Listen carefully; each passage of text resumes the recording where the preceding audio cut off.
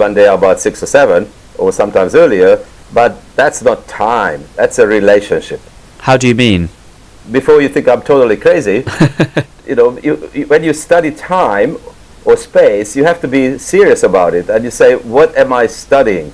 Now, what is time? Time is a societal agreement, and when people asked Albert Einstein repeatedly, man, what is time? You are driving us crazy. He said, well, if you're interested in time, just look at the clock. Now, space and time are abstract terms that we as humans made up to contrast ourselves with the vastness of the universe, but time and space became scientific terms once we start measuring them. So we invented the rods, and we invented the clocks, and we invented their units. Once we have this agreement, then we can relate our ideas to anything else. Space and time are the crutches of human thinking. If you take them away, our communication system collapses. But it doesn't mean that these crutches, I call them, or pillars, actually entities that exist somewhere or anywhere else except in our minds. What Yuri is saying relates to what we heard at the beginning of this show. We don't have an organ for time because time isn't something that we can perceive directly. Time is an abstract concept, but we can infer it by detecting change. And as humans, we link that change to clocks and calendars. But even young children or animals who can't tell the time have a sense of the order of events. And that happens in the hippocampus, that part of the brain that we heard about earlier, which is crucial for making sense of our memories and putting them in sequence. We are our collection of individual experiences. These are called personal memories or episodic memories. If you take away all my episodic memories, I'm just a zombie. I don't know how to refer to myself. Now, the definition of episodic memory is what happened to me, where, and when. Neuroscientists like me, they have to go into the brain and figure out where the what is stored, where the when is stored, and where the where is stored. And the hippocampus, Nobel Prizes were given for the hippocampus system as the GPS of the brain. That is a device that allows us in spatial navigation. Now, people looked at the same kind of neurons, and it just happened that it happened in my laboratory first, that we could say duration can be also tracked by looking at hippocampal neurons sequences. Right, okay. So the hippocampus is this structure in our brain. Do we understand how this process works? So it somehow, by neural activity, it kind of creates these timestamps that it sort of affixes to memories, and that's how we work out when we imagine backwards into the past or into the future. When we do that, we're kind of looking at these stamps, and that helps us to order the sequence of events in our minds. Exactly, except that the stamps are not in the brain, the stamps are outside on the clock. Importantly, the animals that we are investigating, laboratory animals, have no clues about the units of rods and the units of clocks, but they do have memory. So the approach that we are taking is that there is a change in the brain, in this case in the hippocampus. Yuri says that changes in the hippocampus create neural patterns that form long sequences, a bit like words in sentences. And then this evolution of patterns can be associated with events that we experience. You see the difference? Right, okay. So what, if I understand this correctly, what you're saying is that it's not that our brain does something special to add a timestamp like how I was describing it. It's more that when we look back, we can use the patterns of evolving activity in the brain to kind of just arbitrarily assign a stamp that already exists. That helps us to kind of order things in time over our lives. That's right. You told me that we are going to have this interview, and that was an important event in my life. And I said, this happens at this particular date, at the particular time. But that particular date and particular time is already created. It's something that you and I can refer to. The brain learns about mostly nothing else but relationships. So I learned the relationship between the important event and a clock or calendar-based human agreement. So while we don't have an actual time sensor in the brain, We do have a system that can make sense of the chaos of our lives by organising our memories in terms of when they happened and where. And the hippocampus is a part of the brain that is key for all of this: memory, sequence, and spatial navigation. As children, we learn to calibrate this system with other people and external measures of time, so that we can agree on when to meet and how to fit our lives around other people.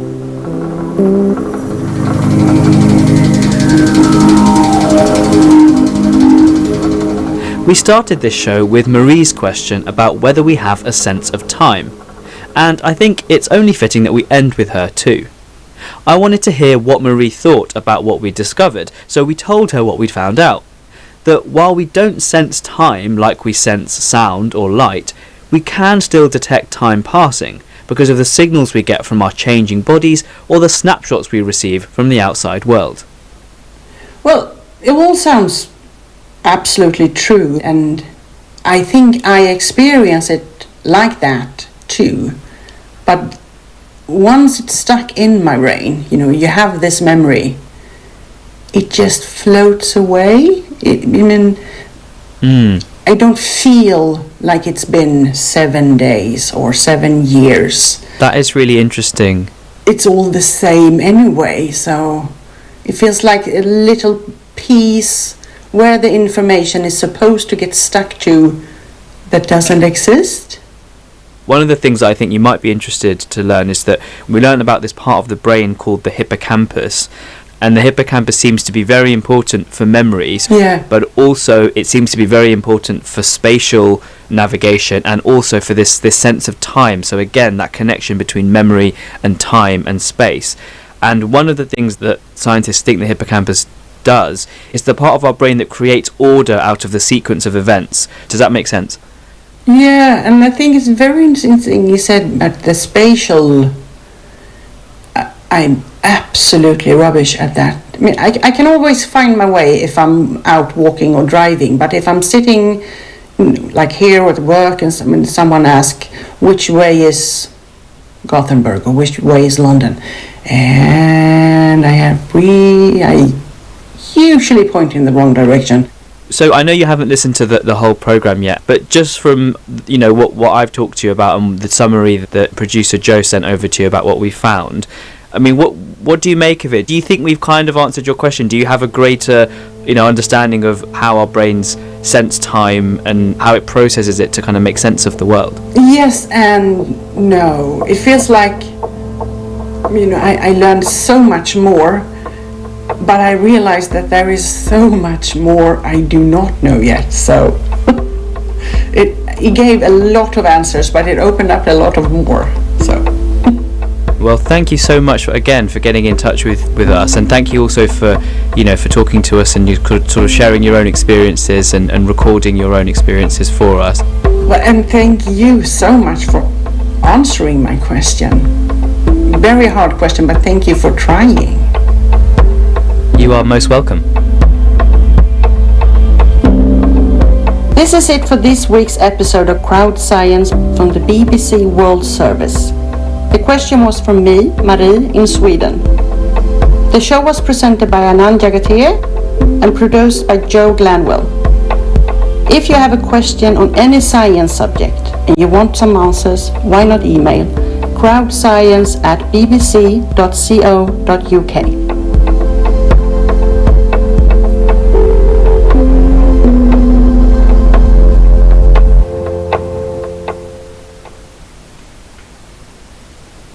This is the BBC World Service, where people share their stories of meeting King Charles. He has this enormous capacity to make you feel comfortable. I'm Mona Merchant, and I'll be listening to stories that reflect the friendliness, humour, knowledge and empathy of the new monarch. The Day I Met the King. Saturday at 11 GMT.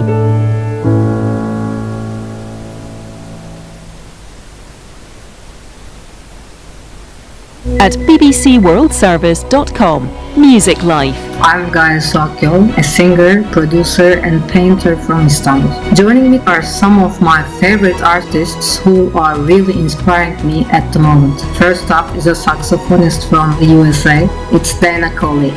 This is the BBC World Service, the world's radio station.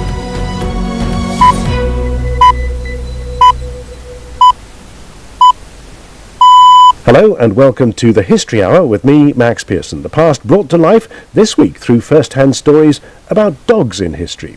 We have the inauspicious birth of an extremely popular breed, the Labradoodle. I said, we're going to have trouble with this. And he said, what do you mean? And I said, well, to be quite honest, I've opened a Pandora box and I've produced the Frankenstein monster. Also, no dog history would be complete without Laika, the first dog in space. Everybody was very worried for her. There were no systems at the time capable of returning living creatures from the Earth's orbit. Everyone treated her as a hero. Plus, a remarkably tight bond between man and dog in the Second World War and a life-saving dog in the 9/11 New York attacks. She did not at any time act nervous or concerned. When I kept encouraging her, good girl, Roselle, I was telling her, I'm okay, you can be okay. She focused all the way down. First, today's news. Hello, I'm Emily Thomas with the BBC News. The EU Foreign Policy Chief says the international community will have to continue pressing for a political solution to the crisis in Sudan. Josep Borrell said he'd been in touch with both Sudanese military leaders and his message had been clear. There was no military solution to the conflict. Now the ceasefire has stopped, it's over. We have to continue pushing for a political settlement. We cannot afford that Sudan, which is a very populated country, implodes because it will be sending shockwaves around the whole Africa. Fighting between the Sudanese army and a paramilitary group has shown no sign of abating, while numerous countries move their diplomatic staff to safety. An Ethiopian rebel group known as the Oromo Liberation Army says Addis Ababa has accepted its terms for peace talks.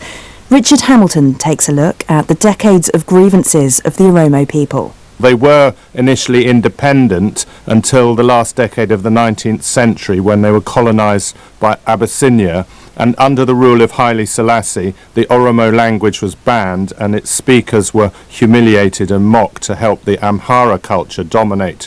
And Haile Selassie outlawed Oromo social movements, its leader was arrested, and this fueled anger and resentment against this marginalisation. They were also repressed under the Marxist Derg in the 1970s up to the 90s, and then the Tigrayan-dominated EPRDF under Meles Zenawi also arrested up to 20,000 Oromo people under a state of emergency.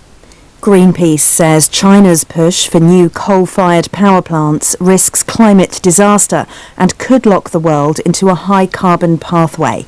Celia Hatton has this report. China has promised to start cutting coal consumption by 2026, but in the meantime, local officials are under pressure to prevent power blackouts that have left millions without electricity at times when global coal prices are unstable. Greenpeace said China's local governments have approved more than 20 gigawatts of new coal power capacity in the first quarter of this year. China has considerable renewable energy resources, and analysts say the country's needs can be met by upgrading the power grid to ensure wind and solar power are delivered to more customers. The former Secretary-General of the United Nations, Ban Ki-moon, has arrived in the Burmese capital, Naypyidaw, as a representative of the group of retired statesmen known as the Elders. It's understood it's taken 2 years for the country's military government to allow the visit. It's thought he may request a meeting with the detained political leader Aung San Suu Kyi. You're listening to the latest world news from the BBC with me, Emily Thomas, in London. China has stressed it respects the sovereignty of Ukraine and other former Soviet countries, distancing itself from remarks by one of its own diplomats. On Friday, the Chinese ambassador to France, Liu Shai, claimed there was no international accord to enshrine these countries' sovereignty and said it was not simple to say whether Crimea was part of Ukraine. His remarks have been criticised by the EU's foreign policy chief, Ukraine, and several EU states. A review of Australia's military capability has concluded that its armed forces need to be radically overhauled to meet the challenge of what it describes as the missile age. The report argues that Australia can no longer rely on what it calls its geographical advantages or expect other countries to protect it. It argues that defence spending needs to increase to equip the army with long-range missile technology. Credit Suisse says tens of billions of dollars was withdrawn in the first 3 months of this year. Most of it happened around the March takeover by its rival UBS, when the collapse of 3 US banks raised fears of contagion. Here's our business reporter, Katie Silver. Reading these results does read like something of a post-mortem. So in the first 3 months of this year, almost $70 billion was withdrawn from the company. And the company said that this continued even after we saw the Swiss government orchestrate an emergency rescue or takeover plan of its wealth management division. That was a flagship part of the company. It dropped to about $563 billion US dollars, about 500 billion francs. That's a drop of almost a third on the same time a year earlier. India's wrestlers have continued their sit-in in Delhi for a second day. They're demanding the arrest of the Chief of National Wrestling and other officials for years of sexually exploiting women wrestlers. Brij Bhushan Singh and the Federation deny the allegations. The wrestlers called off a protest in January after the government promised to investigate. World News from the BBC. Hello, this is the History Hour with Max Pearson. This week's Witness History episodes pulled together with expert added context. And this time,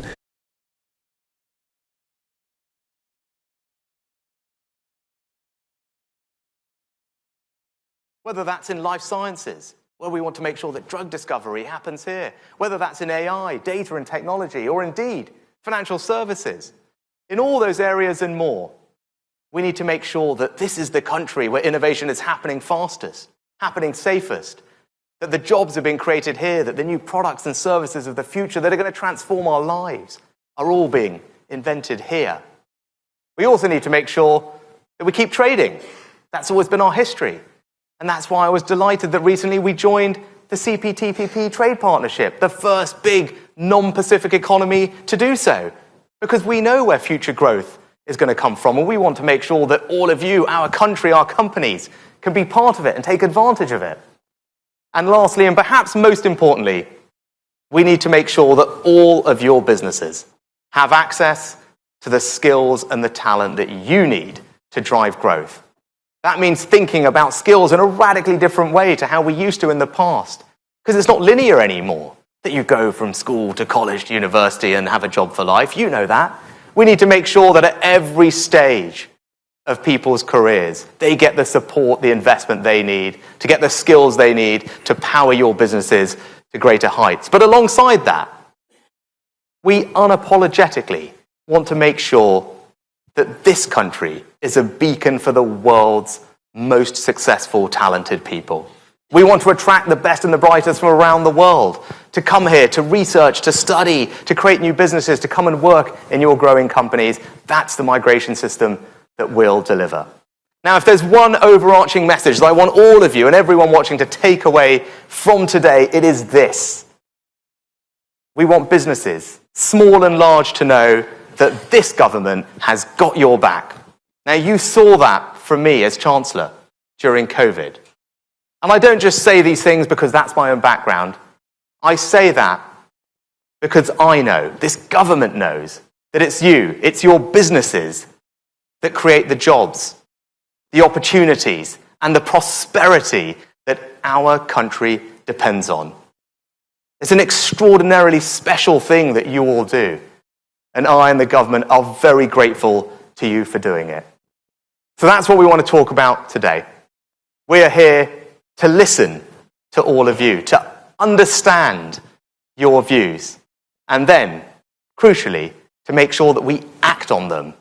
Because I know that you want what I want, and that's to build a better future, a better country for our children and our grandchildren. And we can't do that without your help. Thank you very much.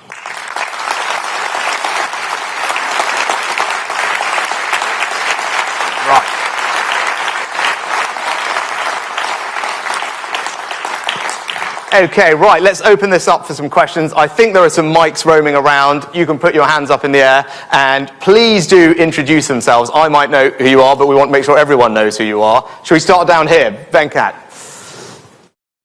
Thank you very much. Thank you, Prime Minister C.S. Venkatakrishnan, CEO of Barclays. Growth is very important for all of us, and for you. And here you have represented the businesses across the UK.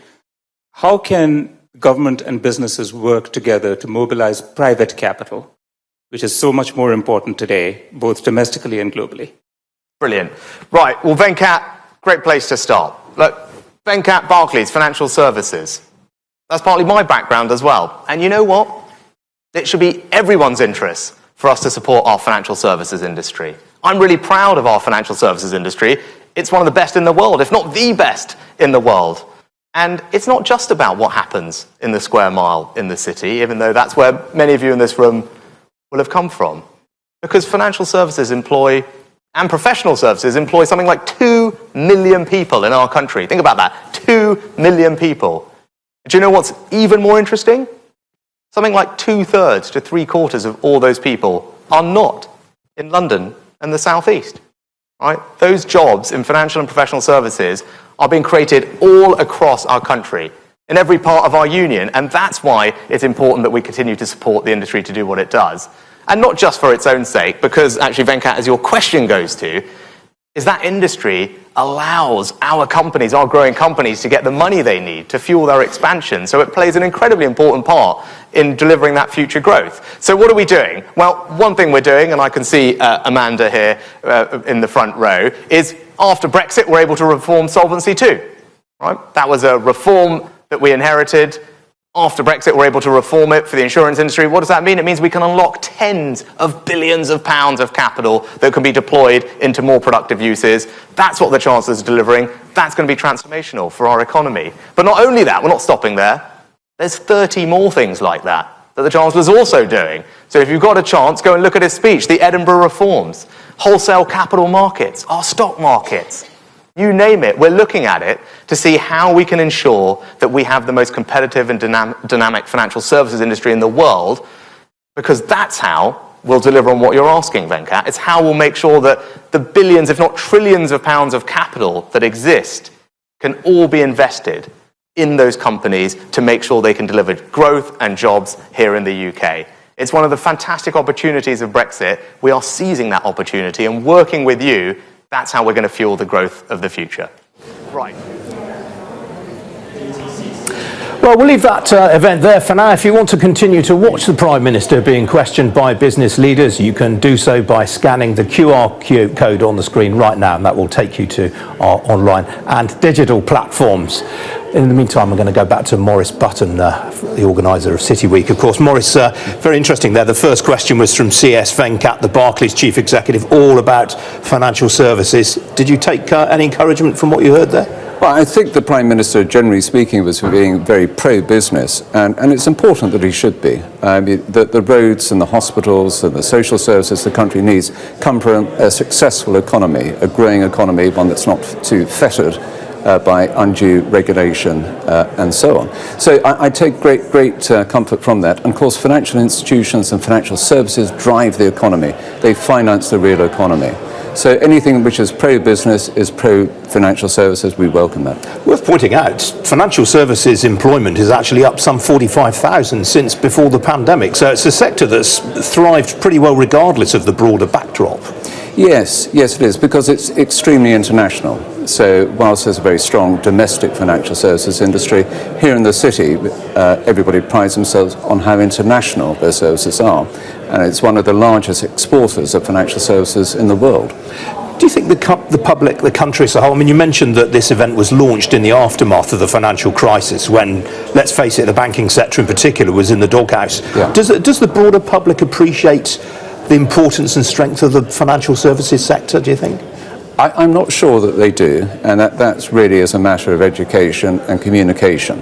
And perhaps financial services could do a better job in that regard. What about digitalisation in particular? I mentioned AI, machine learning. I mean, these are all things that the industry is having to think about very carefully. Where is the UK compared with some of its global peers on this? I think on digitalisation, there are two parts to it. If you're talking about digital assets, I think the UK is a leader in digital assets. We have a thriving industry. Tomorrow will be devoted to digital assets, and you'd be surprised to see the level of adoption from conventional, if you like, financial institutions. We get tokenisation, the fractionalisation of ownership of assets. Then there's the broader issue of the impact of things like AI, and in due course, quantum computing. And later on from that, quantum-powered AI, which is, I don't think anybody fully understands the implications of that yet. Yeah. Before I let you go, Maurice, obviously you've got hundreds of delegates here today. Are you hearing much about the CBI and its current woes? Is that something on people's agenda? Well, it's early days for discussions about that here, in that we're only a couple of hours into the event. But generally speaking, I think people take a very negative view of what has happened at the CBI, understandably, and it's totally shocking. Do you think the CBI has a future? I think it's very hard to speculate on that. I think if there's a clear out of the top management and a relaunch of the CBI, then I think it has a future. But failing that, people have questioned whether there is a need. We have quite a few other representative bodies. Who knows? Not least the City UK for the financial services sector. Maurice, appreciate you joining us today. Pleasure. Thank you. Thank you very much. Some of today's other business news stories now, and some of today's other stories now. As just mentioned, the new Director General of the CBI starts work today as the organisation seeks to stem the flow of the organisations leaving it, either cancelling their membership or pausing their involvement with the employers' organisation. Well, Rain Newton-Smith was the CBI's first chief economist, but she left last month to take up a senior role with Barclays, a clutch of companies including Aviva, NatWest Group, the John Lewis Partnership and Kingfisher all cut ties with the CBI on Friday following a second rape allegation being levelled at CBI employees. Well, the organisation is expected this week to respond to a report by Fox Williams, a law firm that was commissioned to carry out an independent investigation into the allegations. Credit Suisse suffered outflows of 61 billion Swiss francs, some £55 billion worth of withdrawals during the first 3 months of the year. The money was pulled by both depositors and clients of its wealth management arm as concerns over its financial health grew following the collapse of the US lender Silicon Valley Bank.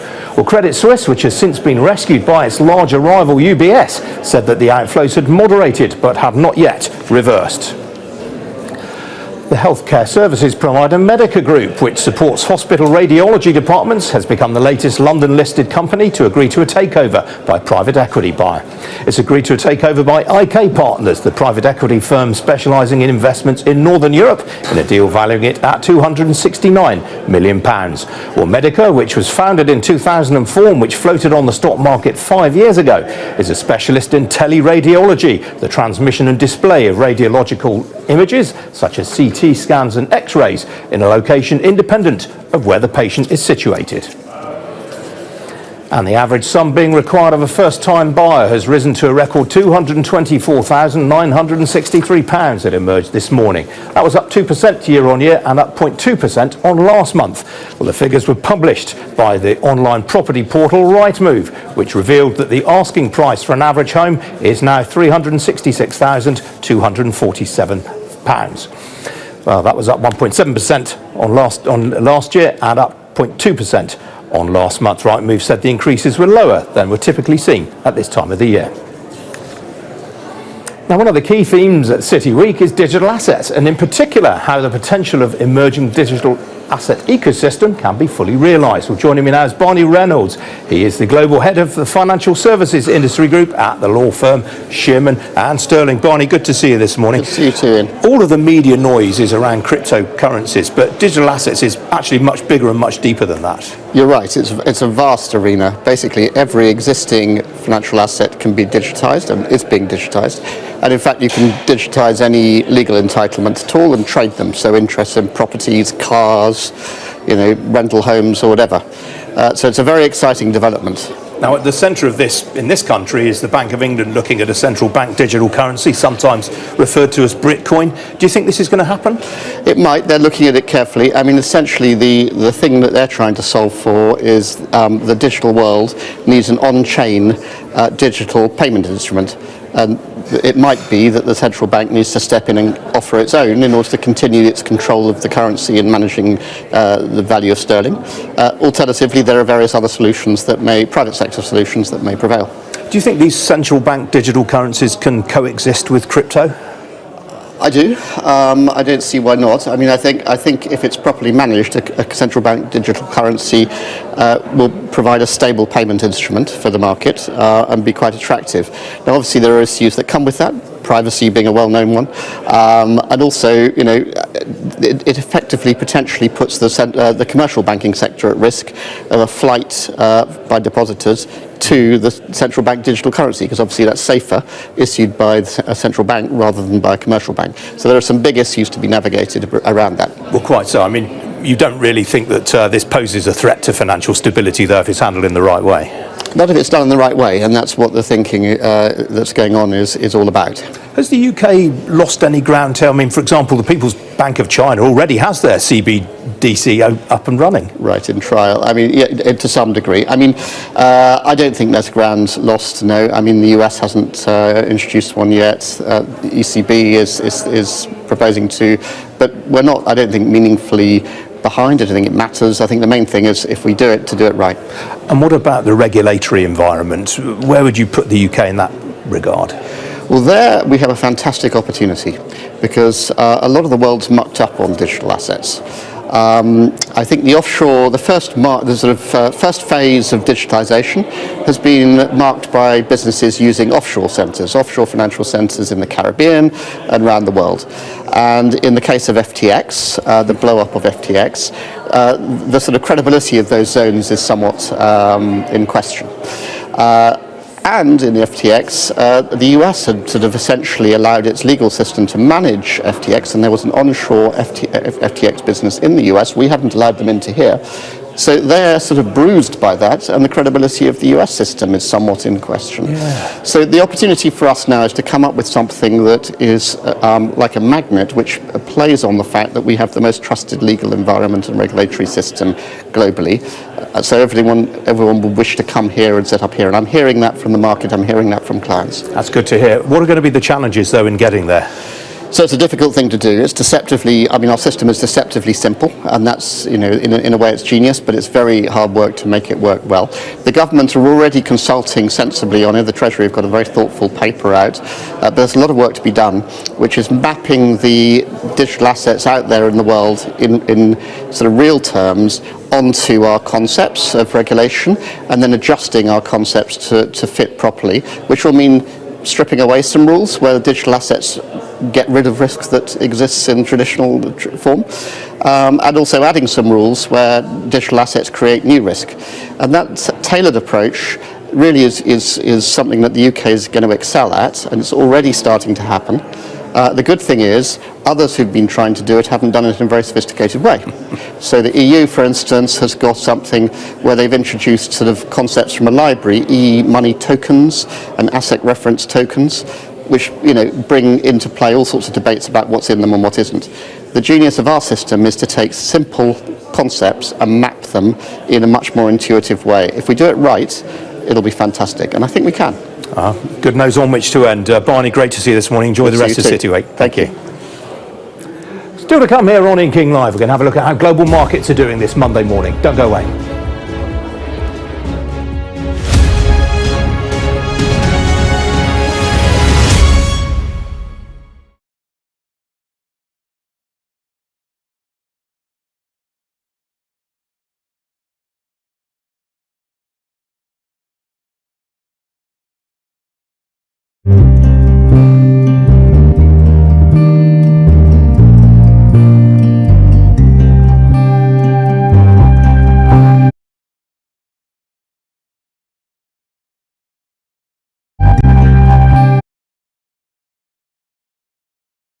Book their first or second NHS COVID-19 vaccination. To get these vaccinations while they are still available and protect yourself and those around you, visit nhs.uk/COVID vaccination or call 119.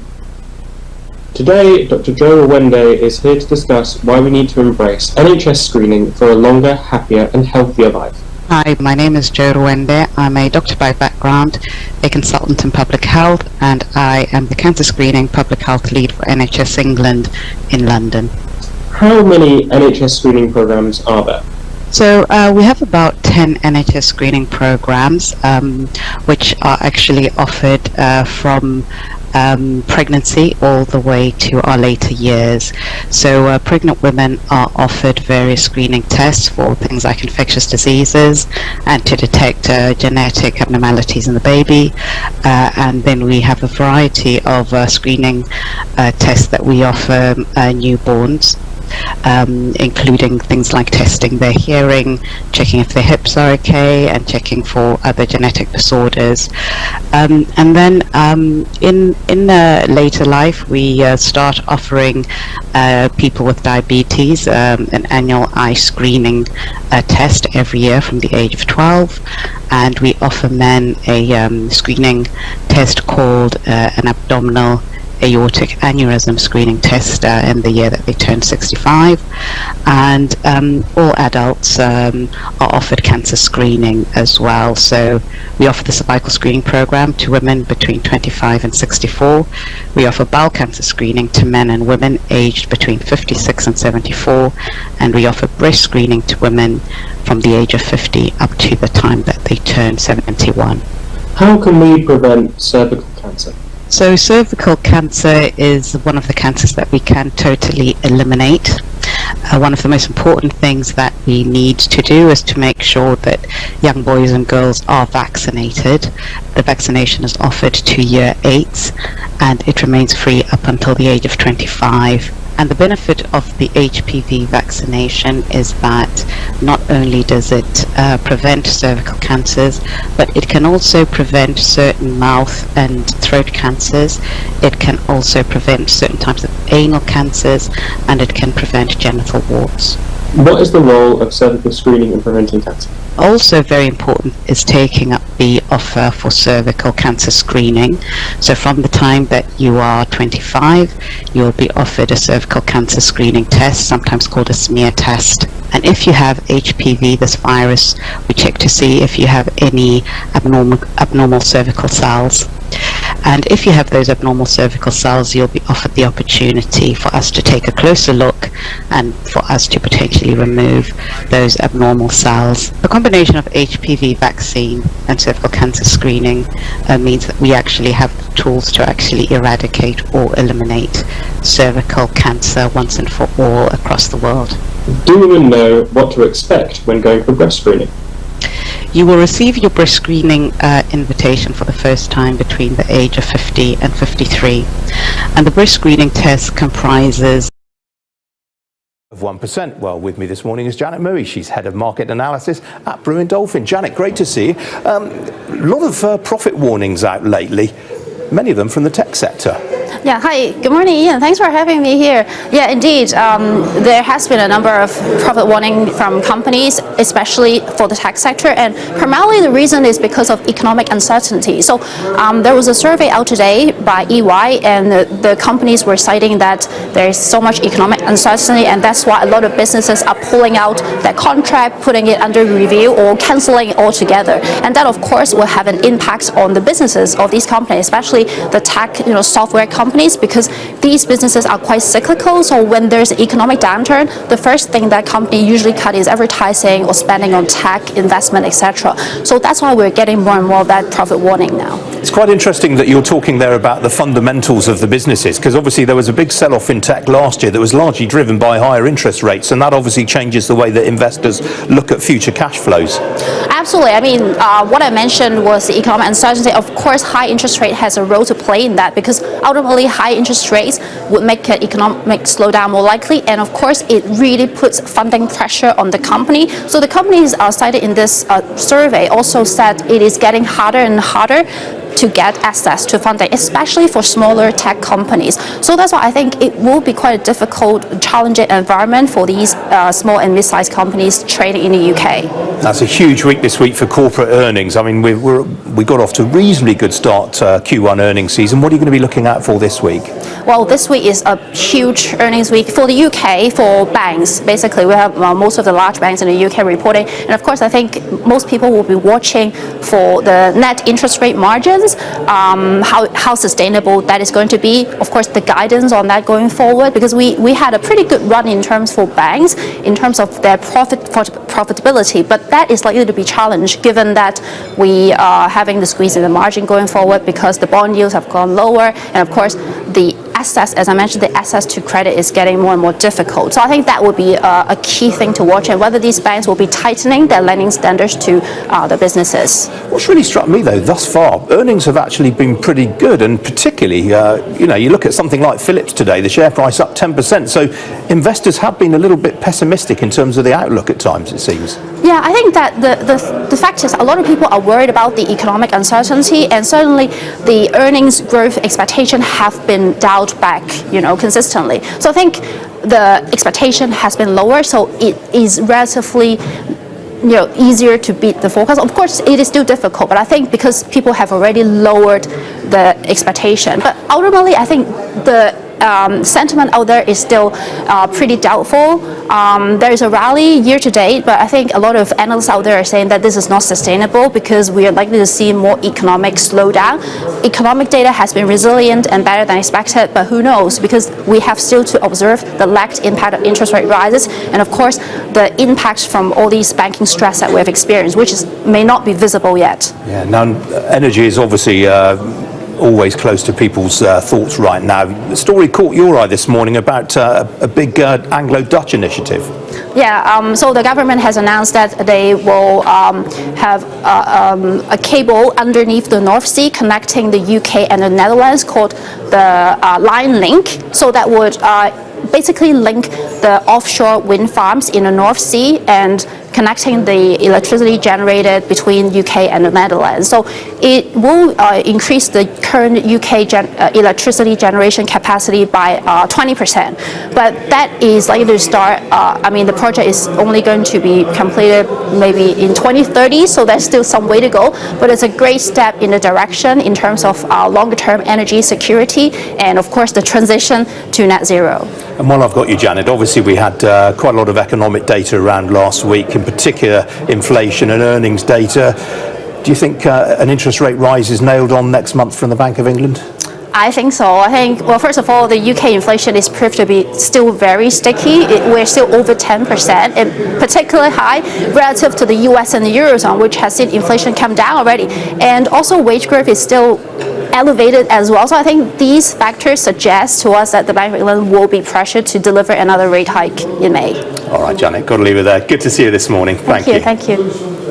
Still to come from the Guildhall on Ian King Live, the future of sustainable finance. I'll be joined by the former Chief Executive of BP, Lord Brand. Stay tuned.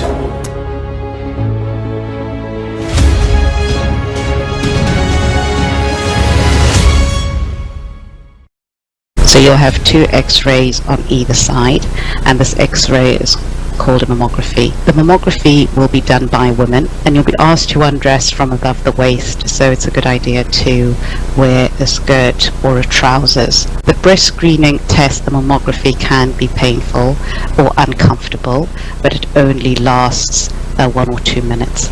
Are some women more likely to get breast cancer than others? So the risk of breast cancer increases with age. 8 out of 10 breast cancers occur in women over 50, so age is the biggest risk factor for developing breast cancer. There are other risk factors, for example, having a relative who's had breast cancer and certain genetic mutations, such as having the BRCA gene. But most women who actually develop breast cancer don't actually have a relative who's had breast cancer, which is why it's so important to attend breast screening. Breast cancer is one of the most common cancers in the UK, and we are all at risk of developing breast cancer as we get older. So when you are invited for your screening, test, you should carefully consider the pros and the cons and consider the benefits of attending screening, because it will allow us to detect that breast cancer early when it is too small to feel or to see, and we can actually treat it early and therefore improve your chances of a good treatment outcome and improve the chances of survival. There is also a campaign running about bowel cancer screening. Is that for men only, or should women do that as well? Bowel cancer screening is offered to both men and women from the age of 56 to 74.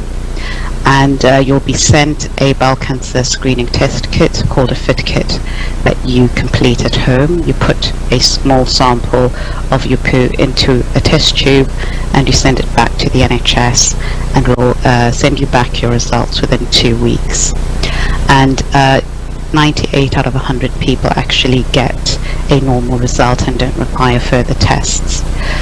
If you are required to come for further tests, this will usually entail what is called a colonoscopy, where we will take a look inside your bowel to see if you have any signs of cancers or growths called polyps, which we would want to remove, because even though they're not cancerous, they can develop into cancer if they're left in the bowel. Thanks very much, Jo, for helping us to understand about cancer screening. Do you have any last words before you go? Yes, it is important for our audience to realize that cancer screening saves lives.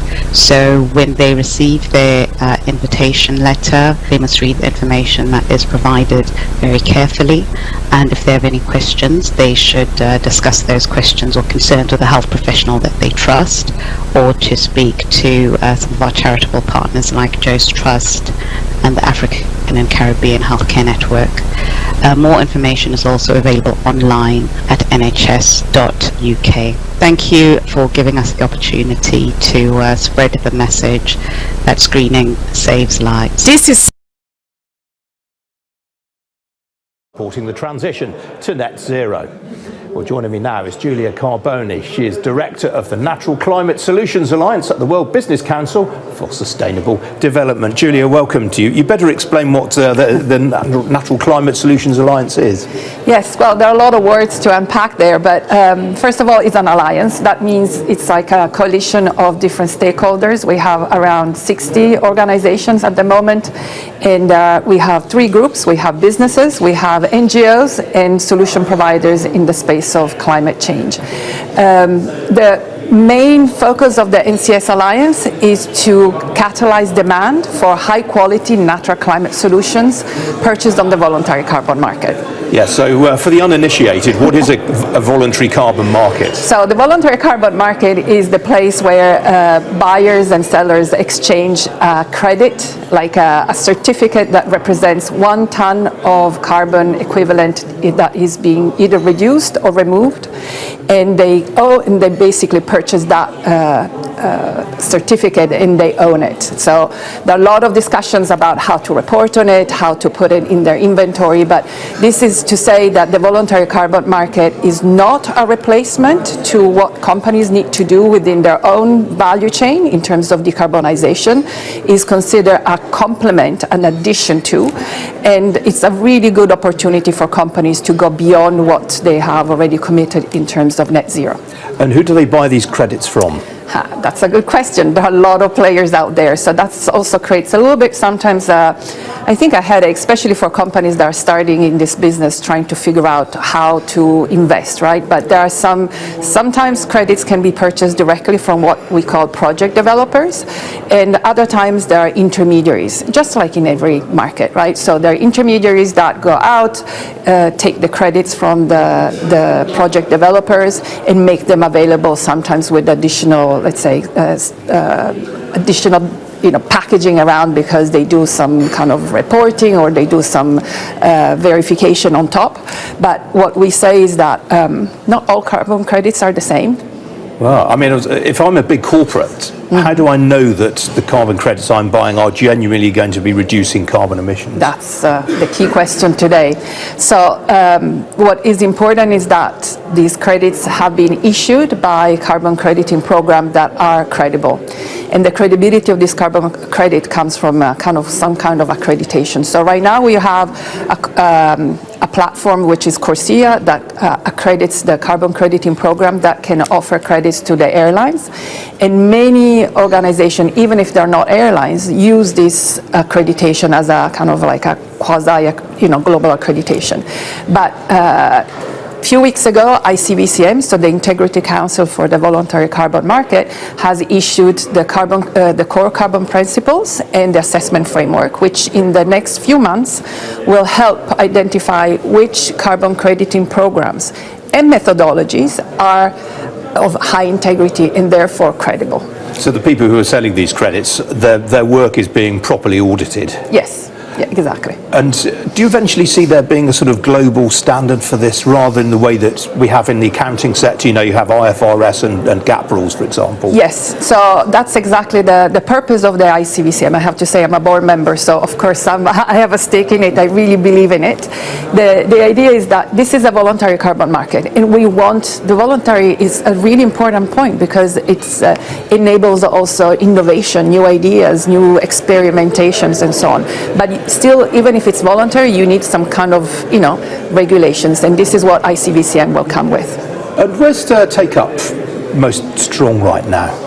So let's say the main type of credits right now are renewable energy and RED, which is the reduced emissions from deforestation and forest degradation. Actually, I would say it's RED plus because they should also contribute to livelihoods and people. This is really important, and this is actually the main core of the NCS Alliance, which is to promote the voluntary carbon market of natural climate solutions. This is because we feel, it's known now, and IPCC, the panel for climate change, has also recognized the fundamental role that nature has to mitigate and adapt to climate change. So how do we finance that, right? We have a whole list of things we would like to do, but financing nature to that level is, at least for mitigation, is around 400 billion a year. Voluntary carbon market can play a really important role. Very good, Julia. Good to see you this morning. Thanks Thank for you very joining much. Well, don't forget to check out the Ian King Live podcast, which you can find by scanning the QR code on your screen right now. It's available where you get your podcasts, including the Sky News app, Apple and Google Podcasts, and of course Spotify. And don't forget to keep looking at our digital platforms throughout the day. SendWave, you can send money to Ghana, Nigeria, Kenya, Uganda, and Tanzania. And the best part is, SendWave is absolutely commission-free. Our exchange rates are excellent. You can see for yourself by checking them out on our website. So how do you use SendWave? SendWave is an app that you can download onto your phone from the App Store or Google Play Store. The app is free to download. After downloading it, just open the app and enter your name, email, and phone number. That's it. You're good to go. Make sure you use the promo code SR. S for Starr, R for Radio. This promo code will give you £5 free credit to send to Africa on your first transaction. Your money will be delivered to your recipient within seconds. Feel free to call me on 0749 7377 647 at any time. I'll be happy to tell you all about SendWave and help you in any way I can. Remember to use the promo code SR for £5 free credit. Medasse.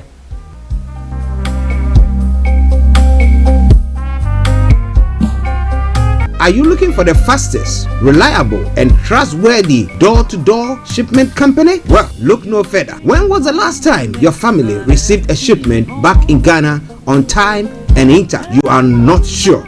Well, Lamb Shippers, we pride ourselves with being the fastest, reliable, and trustworthy shippers you can use. You are assured of a prompt pickup anywhere in the UK by our personnel. They also make sure your items are well packaged to get to its destination in time. When it comes to door-to-door shipment, look no further. Well, Lamb Shippers, contact us on 07939009321 or 07498911820. Or you can visit our website www.welllamp.co.uk. You can also drop us a mail, info@welllamp@gmail.com. Well Lamp Shippers, fast, reliable, and trustworthy.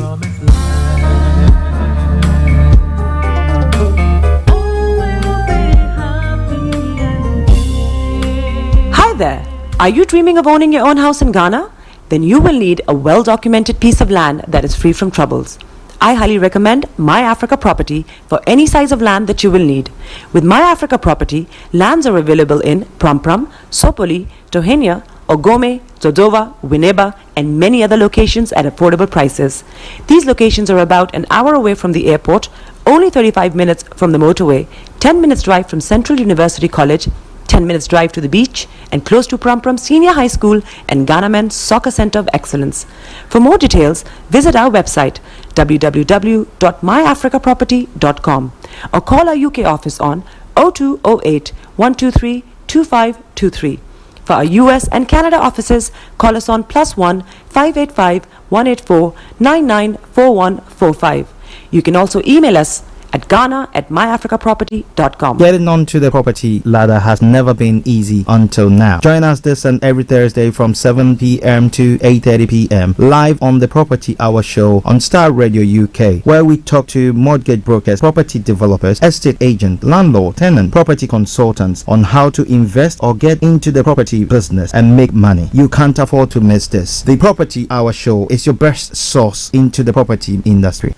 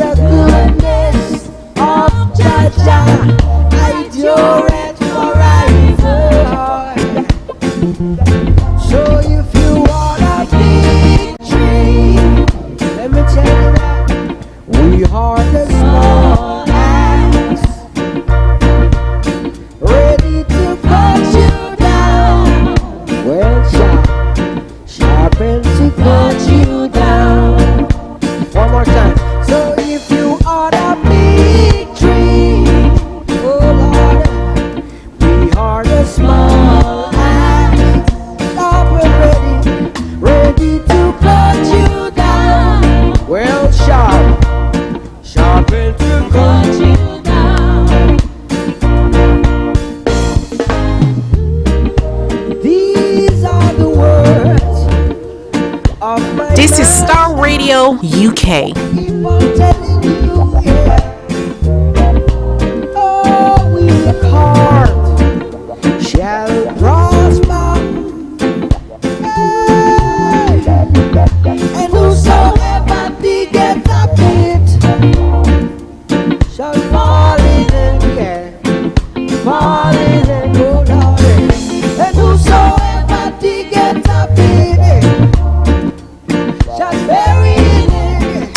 Broadcasting worldwide, online 24/7. We are the small arms, ready to put you down. If you are the big tree, we are the small axes. We are the small ass and the small axes. We're ready to cut you down. All the big politicians who have made themselves, turn themselves into big trees, blocking our view into the future, obstructing the course of justice, preventing the young ones from proceeding, progressing, and advancing in life.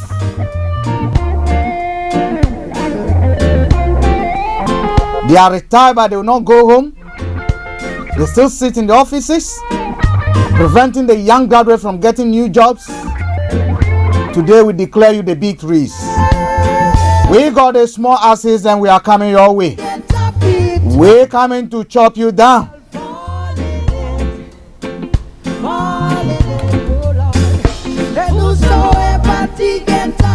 I say good morning to you. Welcome to once again Starr Radio UK Morning Show. So if you want a victory, let me tell you that we are the smartest. Ready to punch. This is Starr Radio UK. Sharpen to punch you down. One time again. If you want a victory. You know what? I love this tune to the bay, and we're going to say good morning to Olame Kweke wherever you are. He'll be coming our way with the Naija Voices every Wednesday. But this morning, all the updates from Nigeria comes your way at exactly 11 o'clock. At you wherever you are, say good morning to you. Good morning to you, Felix David.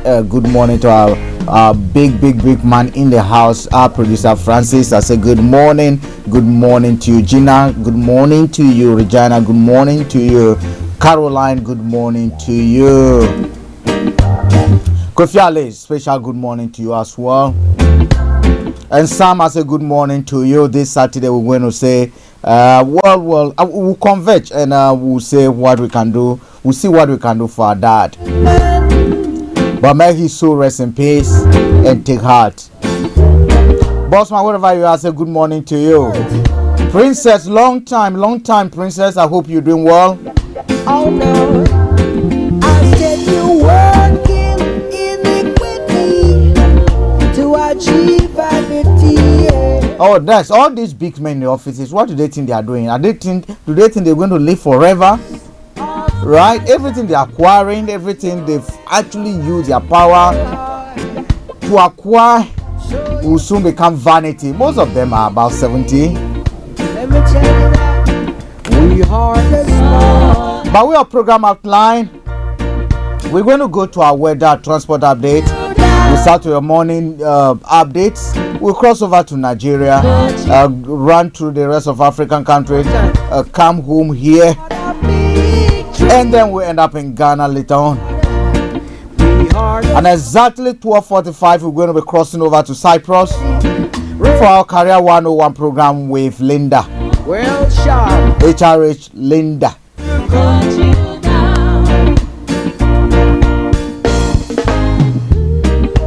These are the words. And these are the words and these are the prayers from the youth.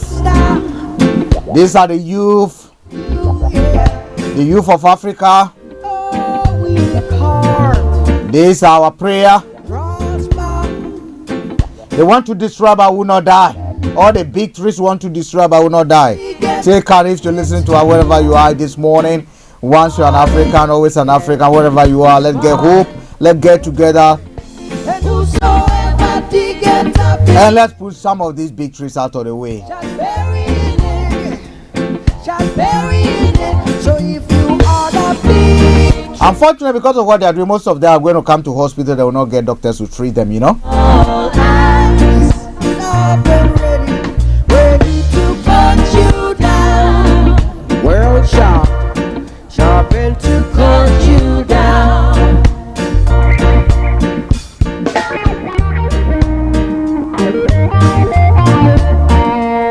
All right, let's go to our weather this morning to find out what is happening at the weather front. Today, South England, Southern England and Wales will be mostly cloudy and spells of rain pushing eastwards further north.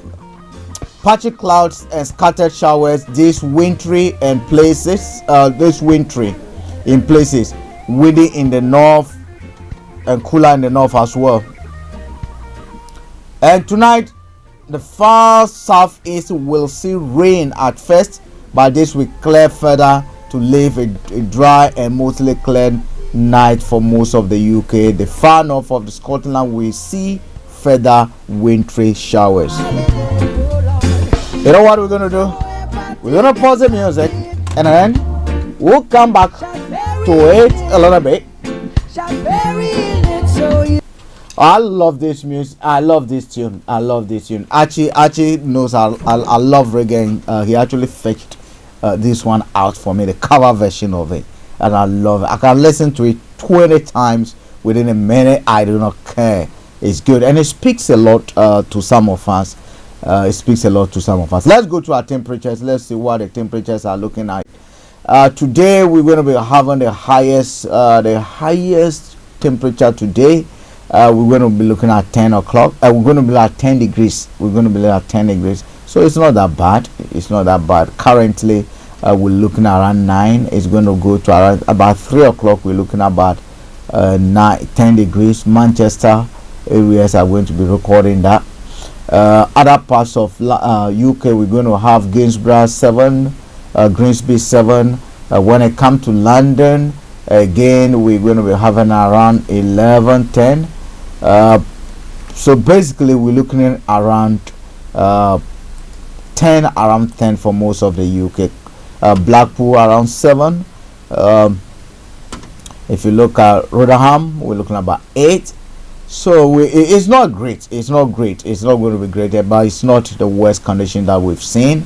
So we pick it up around 10 o'clock.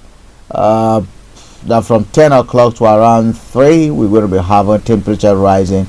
But from 3, they begin to go down. And in the night, we're going to be experiencing colder temperature to around 2 degrees. About 2 degrees tonight. So that brings us to the end of our weather update. But from tomorrow, temperatures begin to go up. Tomorrow, we're going to see 11. With the coldest bit 3. Wednesday, we'll see 11 again. Then from Thursday 27th, they go to 12.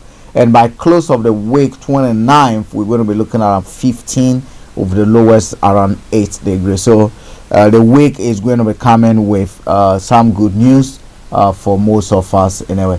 That brings us to the end of our weather update. Let's check our transport, and we're starting from London.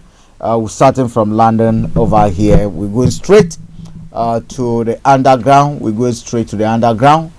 Underground, the most popular service for all of us in London. Right, I can report for the first time that I think for the first time this week of this month. For the first time this month, we have a good service on all the underground straight lines. So from Bakerloo Central, City, Circle, Hammersmith, Jubilee, Northern Piccadilly, Victoria, London Overground, Elizabeth Line, DLR, the tram, and Waterloo and City. All of them are running as they should. When we come to the buses, no major incidents to report, except on our roads. We do have a bit of serious delays on A3 and A205. A3 and A205. When it comes to A3, we're looking at Kingston Road area again. Work is ongoing. It's not finished yet. Delays are possible over there, so take note if you are running that route. And when it comes to our road, that's 205. That's one of the major routes. Again, you look at Tallow Park, somewhere in Lewisham area and the Eltham area. Some work is ongoing. Apart from that, all the other routes from A1, A10, A12 right down to A24, A4, A40, Blackwater Tunnel, the Rural High Tunnel, the North Circular are all clear, running without any exceptional delays that we can report. Now our cable cars are also running as they should. The cable cars are running as they should. When we come to the trains,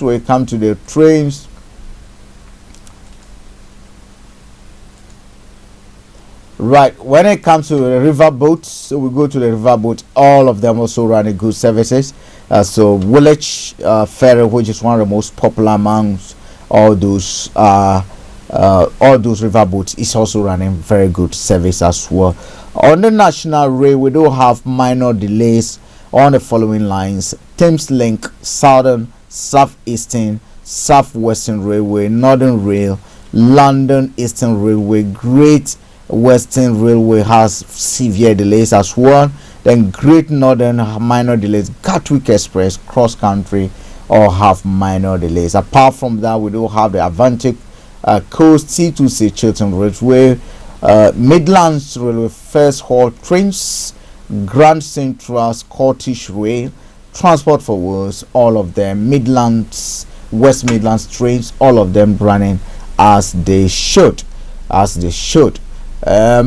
brings us to the end of our transport update as well. Let's go for a quick commercial break, and when we return, we'll be looking straight into what is happening in one of the biggest and the favorite countries in the world, Nigeria, the best of all the countries. Hi guys, this is your friend Uruj from SendWave. SendWave is a money transfer app that is used by people all over the world to send money to their loved ones in Africa. With SendWave, you can send money to Ghana, Nigeria, Kenya, Uganda, and Tanzania. And the best part is, SendWave is absolutely commission free. Our exchange rates are excellent. You can see for yourself by checking them out on our website. So how do you use SendWave? SendWave is an app that you can download onto your phone from the App Store or Google Play Store. The app is free to download. After downloading it, just open the app and enter your name, email, and phone number. That's it. You're good to go. Make sure you use the promo code SR. S for Star, R for Radio. This promo code will give you £5 free credit to send to Africa on your first transaction. Your money will be delivered to your recipient within seconds. Feel free to call me on 0749 7377 647 at any time. I'll be happy to tell you all about SendWave and help you in any way I can. Remember to use the promo code SR for £5 free credit. Medasse.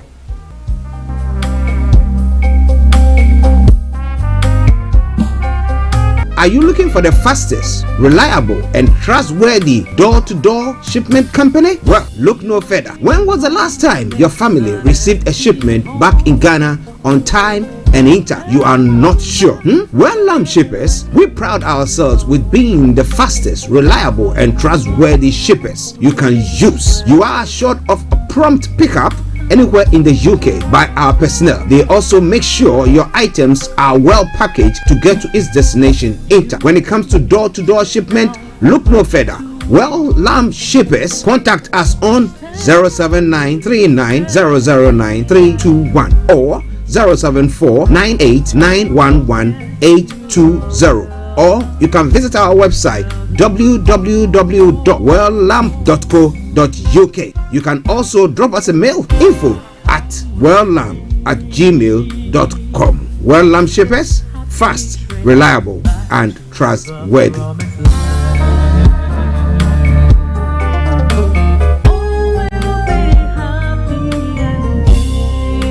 Hi there. Are you dreaming of owning your own house in Ghana? Then you will need a well-documented piece of land that is free from troubles. I highly recommend My Africa Property for any size of land that you will need. With My Africa Property, lands are available in Prampram, Sopoli, Tohenia, Ogome, Dodova, Winneba, and many other locations at affordable prices. These locations are about an hour away from the airport, only 35 minutes from the motorway, 10 minutes drive from Central University College, 10 minutes drive to the beach, and close to Prampram Senior High School and Ghana Men's Soccer Center of Excellence. For more details, visit our website www.myafricaproperty.com or call our UK office on 0208 123 2523.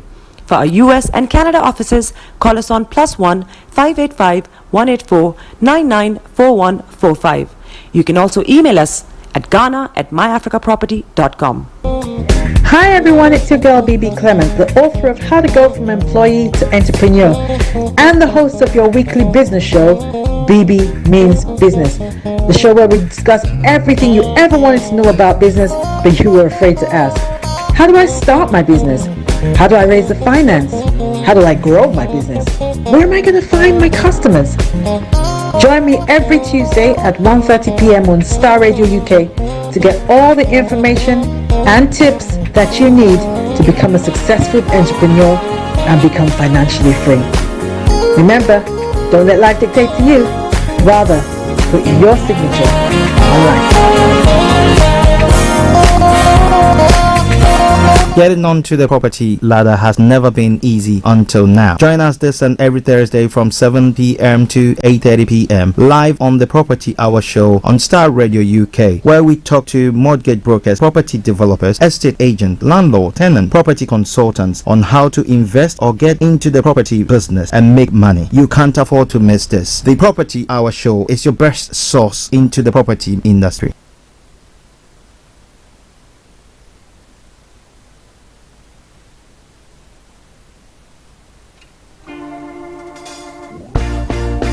Right, Yumi, your picture is still not coming. All right, welcome back from that break. I do think we have Olayumi on, but we're trying to get his image on. Then we'll proceed. But before then, let's proceed with our discussions. Let's see if we get the lion himself. Yes, I think we're getting there. Yes, we can say, Olayumi, you look so handsome today. Very, very handsome. Exceptionally handsome today. What the secret? Allah's blessings.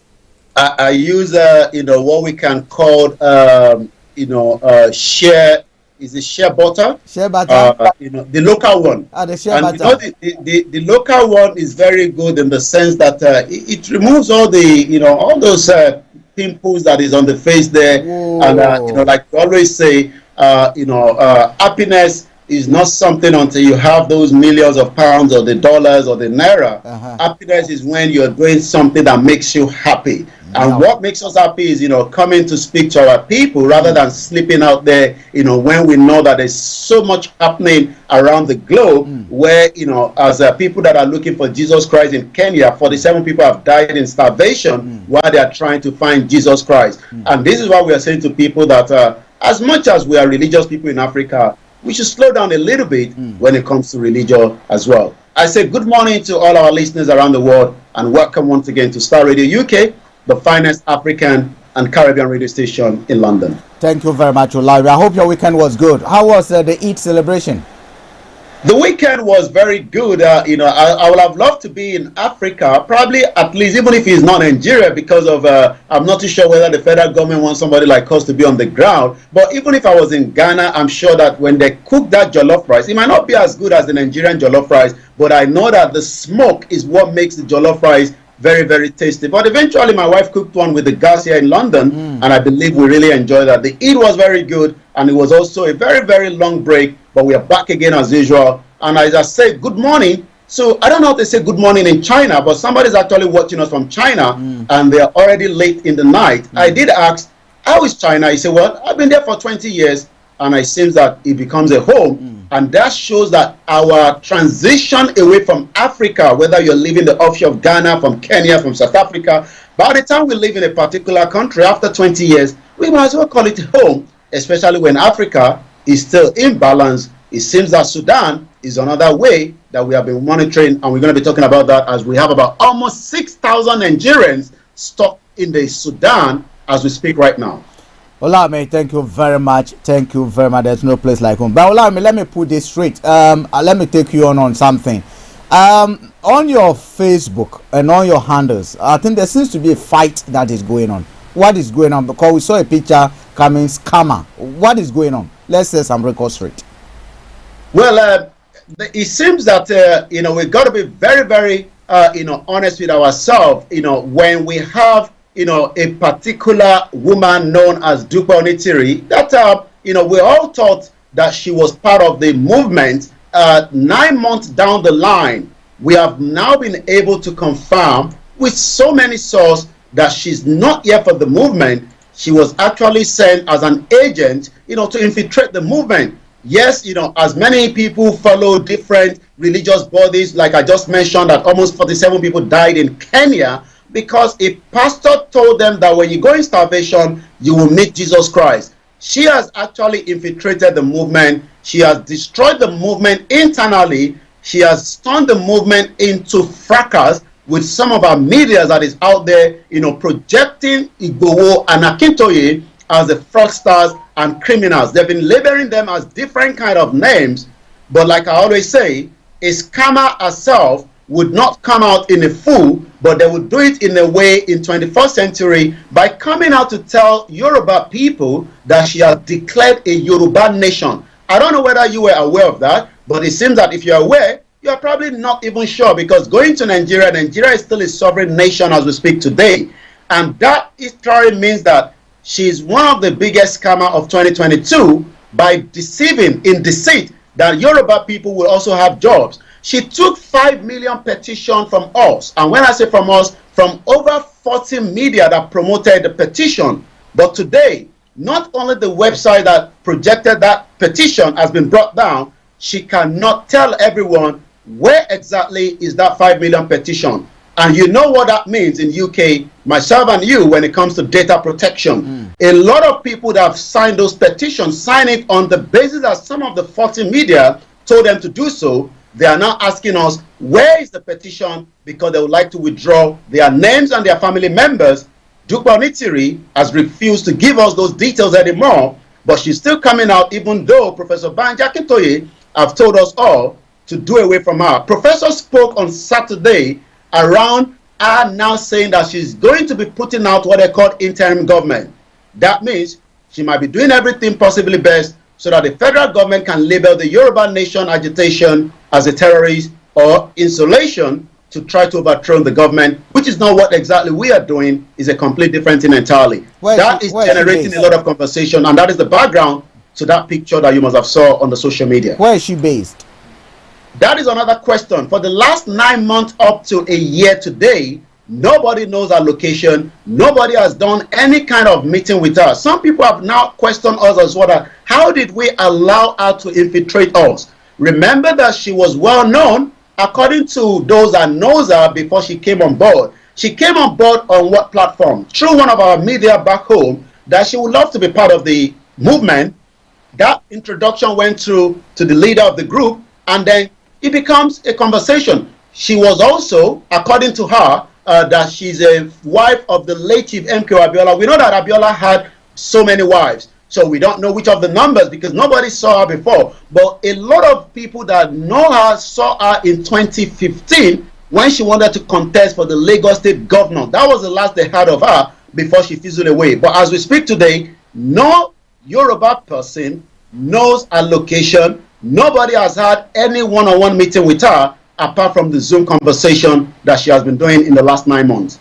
Okay, so basically we can't get hold of her, but she's still moving, doing a lot of stuff in the name of Yoruba movement, right? That's correct, yes. Okay, all right. Thank you for that clarification. Let's move straight to the news item, so please. Sudan. As so many countries are evacuating their citizens out of Sudan, it seems also that President Muhammadu Buhari have arrived back from Saudi Arabia after 10 days Umrah, but it seems now that there's a pressure on the government to get the Nigerians out of Sudan as quickly as possible. I'm not sure whether the government is going to be sending what we've known as a Navy ship, as we saw in Saudi Arabia, but the government is promising that they'll be sending Nigeria, they'll be picking up Nigerians through the road. I'm not too sure what that means, but let's hear from what Geoffrey Oyeme, the Minister of Foreign Affairs, has said this morning. Sudan conflict, the government is seeking Egypt's support to rescue 5,500 Nigerians by road. I don't know if that is very, very practical, because we saw that even as the movement of some of the diplomats from other countries yesterday, there was still an exchange fire that was happening, and that literally meant that some of them had to fall back again. And I'm told from information that it seems that somebody from France died in that process as well. So it's a very, very risky one. How the federal government has won as Nigerians pays $100 for dangerous road. We are waiting for the Sudanese government to provide a safe corridor for evacuation, according to the minister this morning. The federal government is making preparation to evacuate about 5,500 stranded Nigerians out of Sudan through the Egyptian town of Luxor, according to the information this morning. A very, very sad situation. And also, Air Peace is ready to evacuate Nigerians from Sudan. I'm not sure Air Peace will be able to travel to Sudan, because we know that the Khartoum airport, as we speak this morning, has been destroyed. probably he might travel as close to Egypt and get them back. Air Peace is a private airline in Nigeria. He has done that before by rescuing Nigerians across the globe, has disclosed his readiness to evacuate stranded Nigerians in the Sudan, Northeast Africa for free if the federal government can get them to a safe and secure airport, like I said earlier. So he is ready to take his aircraft and bring them back home, but it has to be a safe and secure airport in any of the neighboring countries. So the first thing is Nigerians in Sudan must get closer to Egypt, which is the closest, before they can think of any evacuation back into Nigeria as well. I'm going to take a couple of more, come back again to you in the studio. Once again, this is still Starr Radio UK. It seems that the oil fraud in Nigeria is having a big impact in the lives of so many Nigerians as we speak this morning. 2.4 billion oil fraud is what the Minister of Finance is saying again this morning. But we want to call on the Minister of Finance to show regard and respect for the separation of power. Abubakar Malami is the Attorney General of the Federation, has indicated readiness to appear before the House of Representatives ad hoc committee that is investigating the alleged loss of over $2.4 billion in unremitted oil revenue. But the Finance Minister, Zainab Ahmed, is evinced, says the committee, the fund is from illegal sale of 48 million barrels of crude oil export from 2014 till date. If you multiply $2.4 billion, that will provide healthcare facility, that will provide more hospitals, that will provide education services, that will give Nigerians the opportunity, at least to a minimum. But this morning, so many Nigerians are still struggling to make ends meet as it is this morning. It seems also that some of the Igbos are already telling Peter Obi to forget about these what we can call petition, according to a former governor of Enugu State. A former governor of Enugu State is already saying that Peter Obi should forget about the petition. Reason why? Maybe the petition is not worth it, but we do know that Peter Obi is still going ahead to fight his election. He thinks that he won the election, both Peter Obi and likewise Atiku as well. I'm going to take one more. Benin monarch notified Netherlands of the federal government artifact that has been taken out of Benin Republic.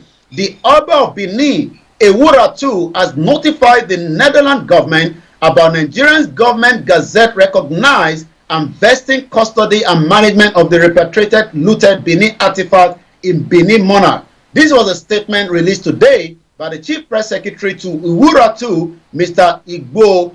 Ewura notified the Netherlands ambassador to Nigeria, Mr. Pomp, of the significance of the Gazette and the presidential declaration when the diplomat paid a courtesy visit to the palace. We know that a lot of our artifacts, there's one here in UK, there's so many as well, not just one, across the globe, and they're still trying to get them back into the country, but it's taking a bit longer. Starr Radio UK, I will slightly come back again to you in the studio, and then we're going to take a few more headlines and go straight to the social media at 17 minutes past 11 this morning as we continue to monitor the dying situation in Sudan that is not just affecting Nigerians, is affecting almost everybody this morning. Starr Radio UK.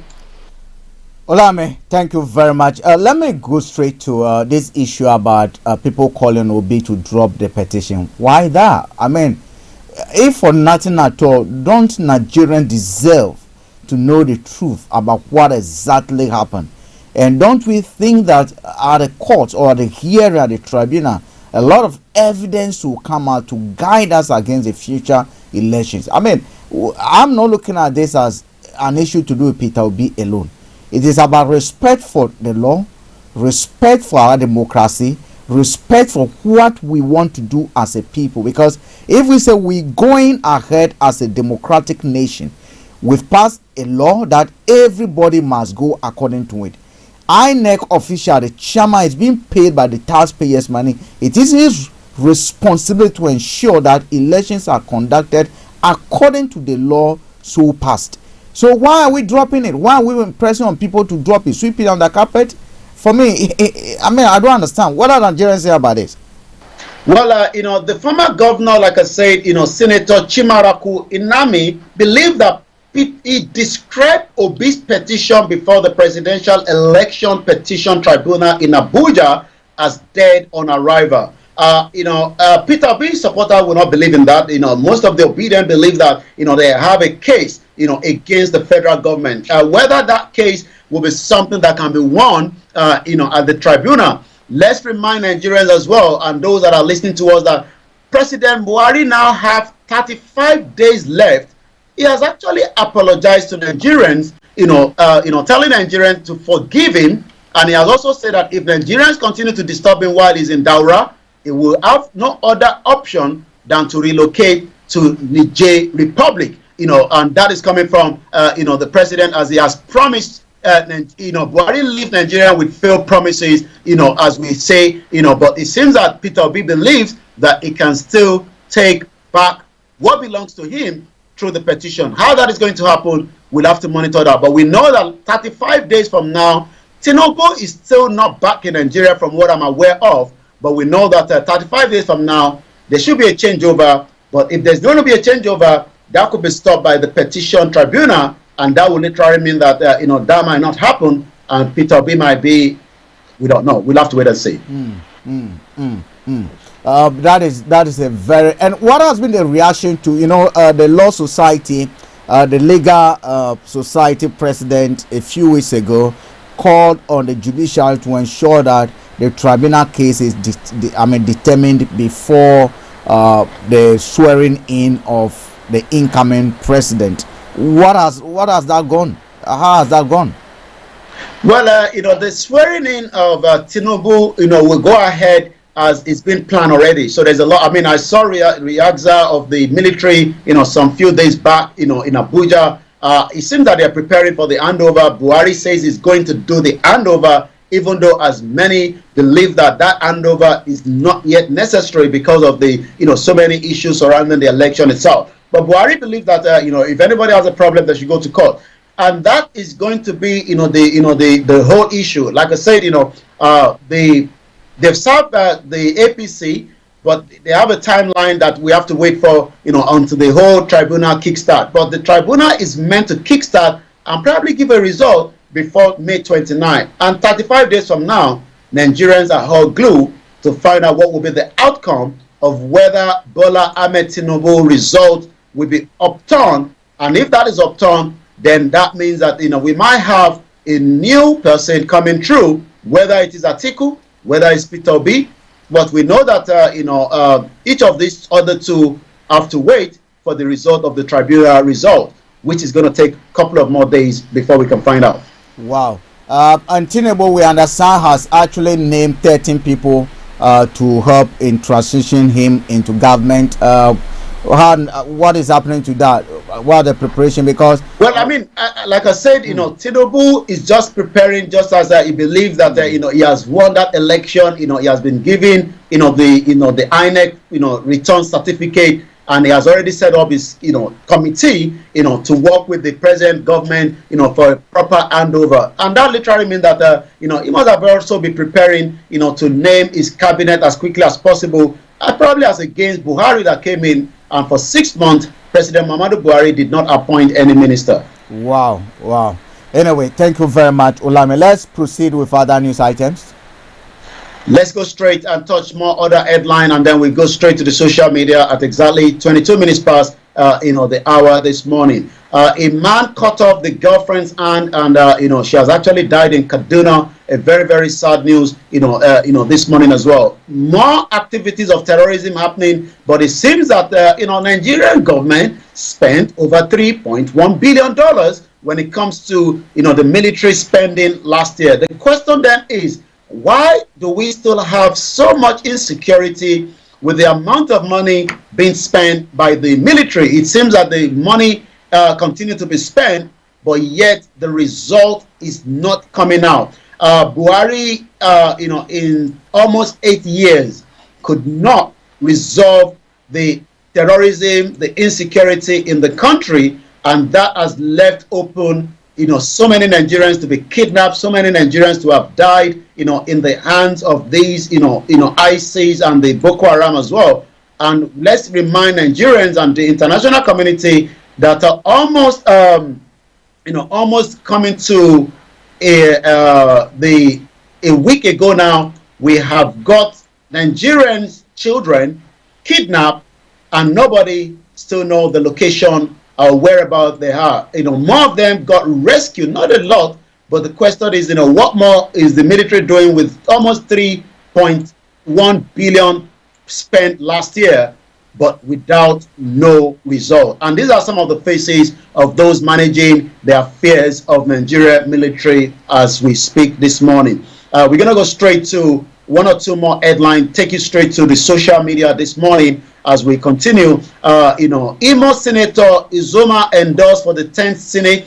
We have to wait to see what APC will be bringing. It seems that more properties are being used for money laundering in Nigeria, as we know that so many estate developers are coming out quickly. But it seems that these are money laundering, according to EFCC. EFCC going after money launderers in the real estate sector, according to the information as we have it this morning. So let me take you to what is happening on the social media, where that is where Nigerians battle it out, with each other, especially as we monitor, different paths from those, agitating, to those believing in Nigeria, and likewise to those that now set up their own government in exile, the Biafra, and so on and so forth. Kwankwaso is trending. I remember that Babariga Ganjude has also apologized to Nigerians to forgive him, as he has lost and is also not able to bring back APC back to Kano State. APC lost in Kano State.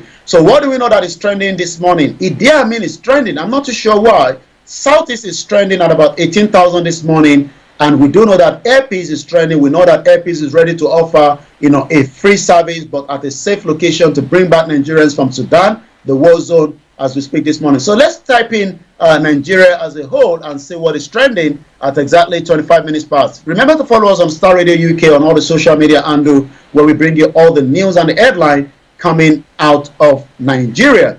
The first one is that it seems that Gowon, for those that probably will not know Gowon was one time, Nigeria military head of state. He's now in his very, is now an elder statesman at 88. Because of the situation with the Biafra war, that Gowon was the military head of state as at the time, he wanted to pay a visit to Abia State for a prayer section or something of sort. But there was a lot of pressure, and that pressure literally meant that the former military head of state, Yakubu Gowon, retired, a Nigerian army general and a military leader as the head of state, 88 years old, is not going to be going to the southeast anymore because of the pressure. So this is now coming from, the Prime Minister, government in exile, Simon Ekpa. Gowon has been defeated after 50 years. The next is to defeat everything Nigeria in the Biafra territory. And he actually released a statement, and let's read that statement quickly. And this is coming from the Biafra Republic Government in Exile Office of the Prime Minister. General Yakubu Gowon retired, personnel non-gratitude, unwanted person in the Biafra land. General Yakubu Gowon retired is a big evil tree, and we, the present generation of the Biafrans, are the axes that have been sharpening to cut him down. Gowon dug a pit for Biafrans, but we survived it. He said he will finish Biafra in 3 weeks. However, 50 years after the genocide war, which he initiated and they presided over, Biafrans have defeated Gowon and chased him away from the Biafra land. Gowon's evil feet will never march on Biafra's soil again. He will be alive and Biafra will be actualized before his miserable eyes, because Biafra is coming very soon. Just to finish it up, General Gowon, this generation of Biafrans have defeated you at last. You are now a nobody. God of Biafra land will continue to disgrace you until you die. Yakubu Gowon, the prayer of the wicked is an abomination in the sight of God. As who are you coming to pray in Biafra land? A holy man, an evil man, or a born-again Christian? The name of God should not come out of an evil heart, sword, and blood-sucking mouth like yours. Honorable Alex Otti, we want you to be very careful about antagonizing Biafran. It is surprising that before your swearing in ceremony, you are already bringing in enemies of the Biafra. So you can tell that the new generation that we have today is as different from the previous generation, where somebody like the leader of the Yoruba social cultural group known as Pa Ayo Adebanjo, at 95 years old, which you can tell is a very elder state man, believe that the struggle for Nigeria continue, but the Yoruba people believe that that is no longer visible, and that is why, according to the statement again released by the Professor Adebanji Akintoye over the weekend, is advised again that Nigerians and Yoruba people are two different entities. And on Wednesday, if time permits, during the Niger Voice, we couldn't do it last week, but we hope we're able to get it done this week. We'll be discussing about a skull that was found in Yoruba land at Ondo State called Iweleru. It's about 13,000 years. The question is, how more visible can we hold Nigeria together? A lot of questions, and it seems that Biafrans have been able to tell Gowon is not needed for any prayer, because it was the head of state during that civil war that lasted 3 years. 5 million Biafrans were killed by the federal government of Nigeria with the support of the Western world. Right, but we know we do believe in repentance. So if he has changed, why not? Olaume? Well, yes, you're quite right. If he has changed, why not? But it seems that, as we do know, the social media is so powerful. Yeah. The message coming out of the social media doesn't mean that, Gowon is not a repentant person. He has always asked for peace in Nigeria, especially is one of those that also brings in the political party to sign the peace accord before the election. So he's actually going to be Abia State for a prayer section, but it seems some people say, you might be holy, but we don't think that forgiveness, that you have not apologized to the Biafra, and he hasn't done so, that literally means that he's not welcome, and Gowon has pulled out of going into. So it shows that some of these leaders are listening, just as Tinubu have always said, what he hates most is Twitter. Tinubu say he doesn't want. And I don't know how he's going to manage, because as a president, if he's going to be, going through by May 29, he should prepare his mind. But for the handlers are just going to block him, and that is where the danger against starts, because they're not going to allow him to actually get the feelings of Nigerians, to hear exactly what Nigerians are saying. They're going to screen, pull like a barricade, that this is the information we want the president to hear. And that is also, because if you look at some of his, and we believe that some of those that have managed him before, this election, that has managed his media, they've been tackling the media on the ground, and there's now a lot of skepticism that, when Tinubu gets in there, we might have a lot of issue with the freedom of speech. We don't know yet until he gets there. We remember that Buhari actually shut down Twitter for 6 months. Yeah. Whether Tinubu will do so or not, but like we know, Tinubu says the last thing he wants to do is Twitter, because he can't stand some of those new generation on Twitter. But he's coming to govern for a new generation, because the majority of the people the majority of Nigerians now are a new generation. So Olaume, let's come back again to Nigeria. We know, for instance, what is happening in Biafra, for instance, and the Nnamdi Kanu issue. What is the latest coming from that camp?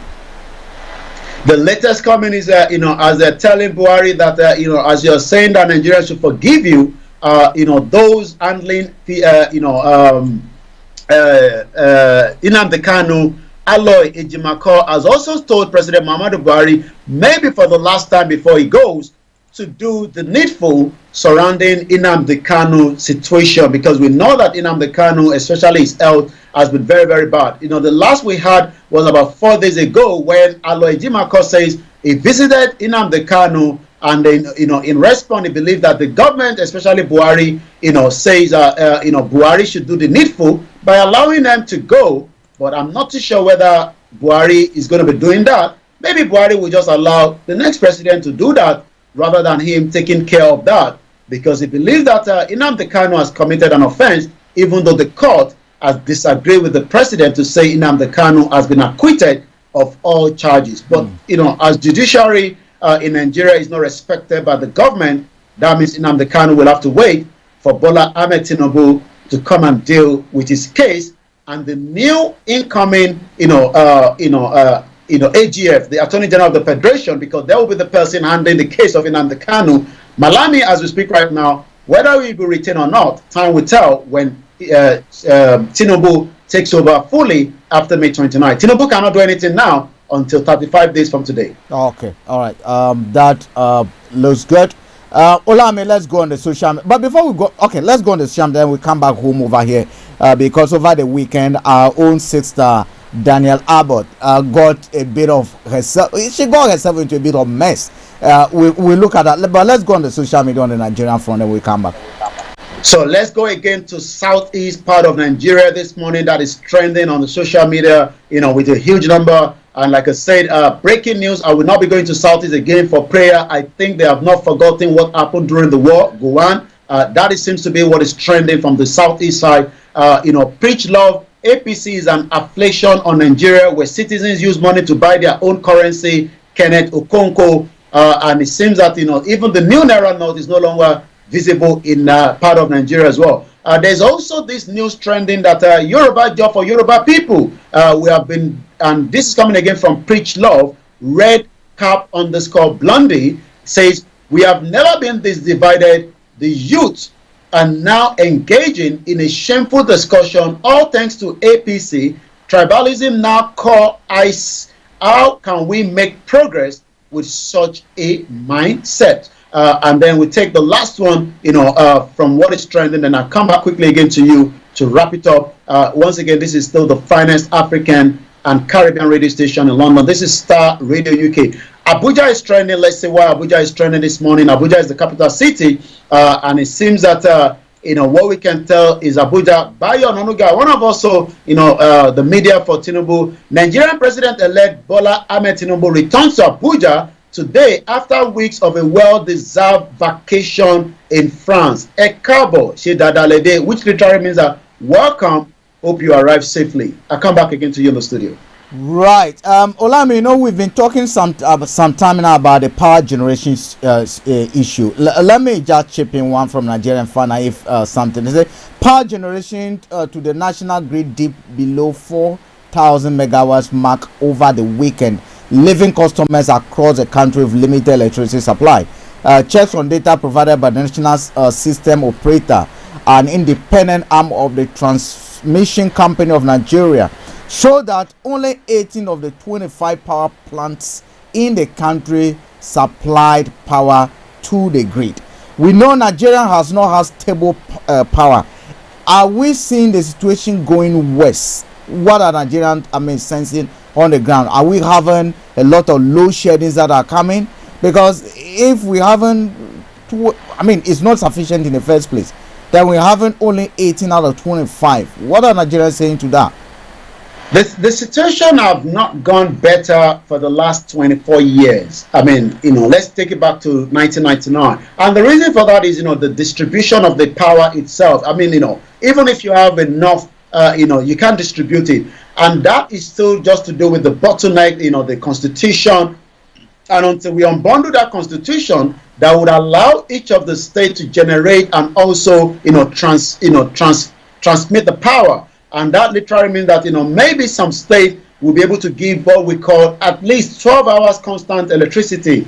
But today, it seems that as many billions of dollars that have gone into the power sector, as far back as, when we go back to 1999 during Obasanjo spent over 16 billion and there's nothing to show for it. So many other, presidents have spent so much amount of money in the power sector, but we have not been able to give Nigerians that power that they need. And without power, there's less you can do because, as a barber, you need the power. As somebody selling cold water, you need the power. As an hairdresser, you need the power. And you need those power, not just the one coming from the I better pass your neighbor, which is the generator, and then buying the petrol. The petrol itself is not very, very cheap.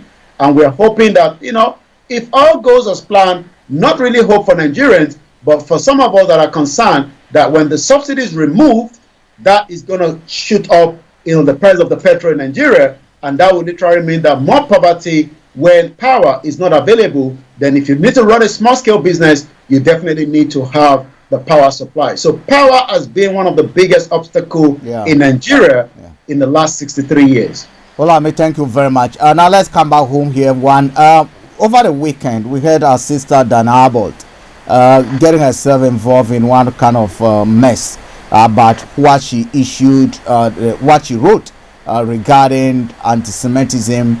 That now the Jews cannot be talking about racism when the blacks are basically. That's why he's saying that when it comes to racism, it is the blacks who have suffered it in and out, and therefore all this noise about Jewish suffering racism cannot is something that we should rubbish.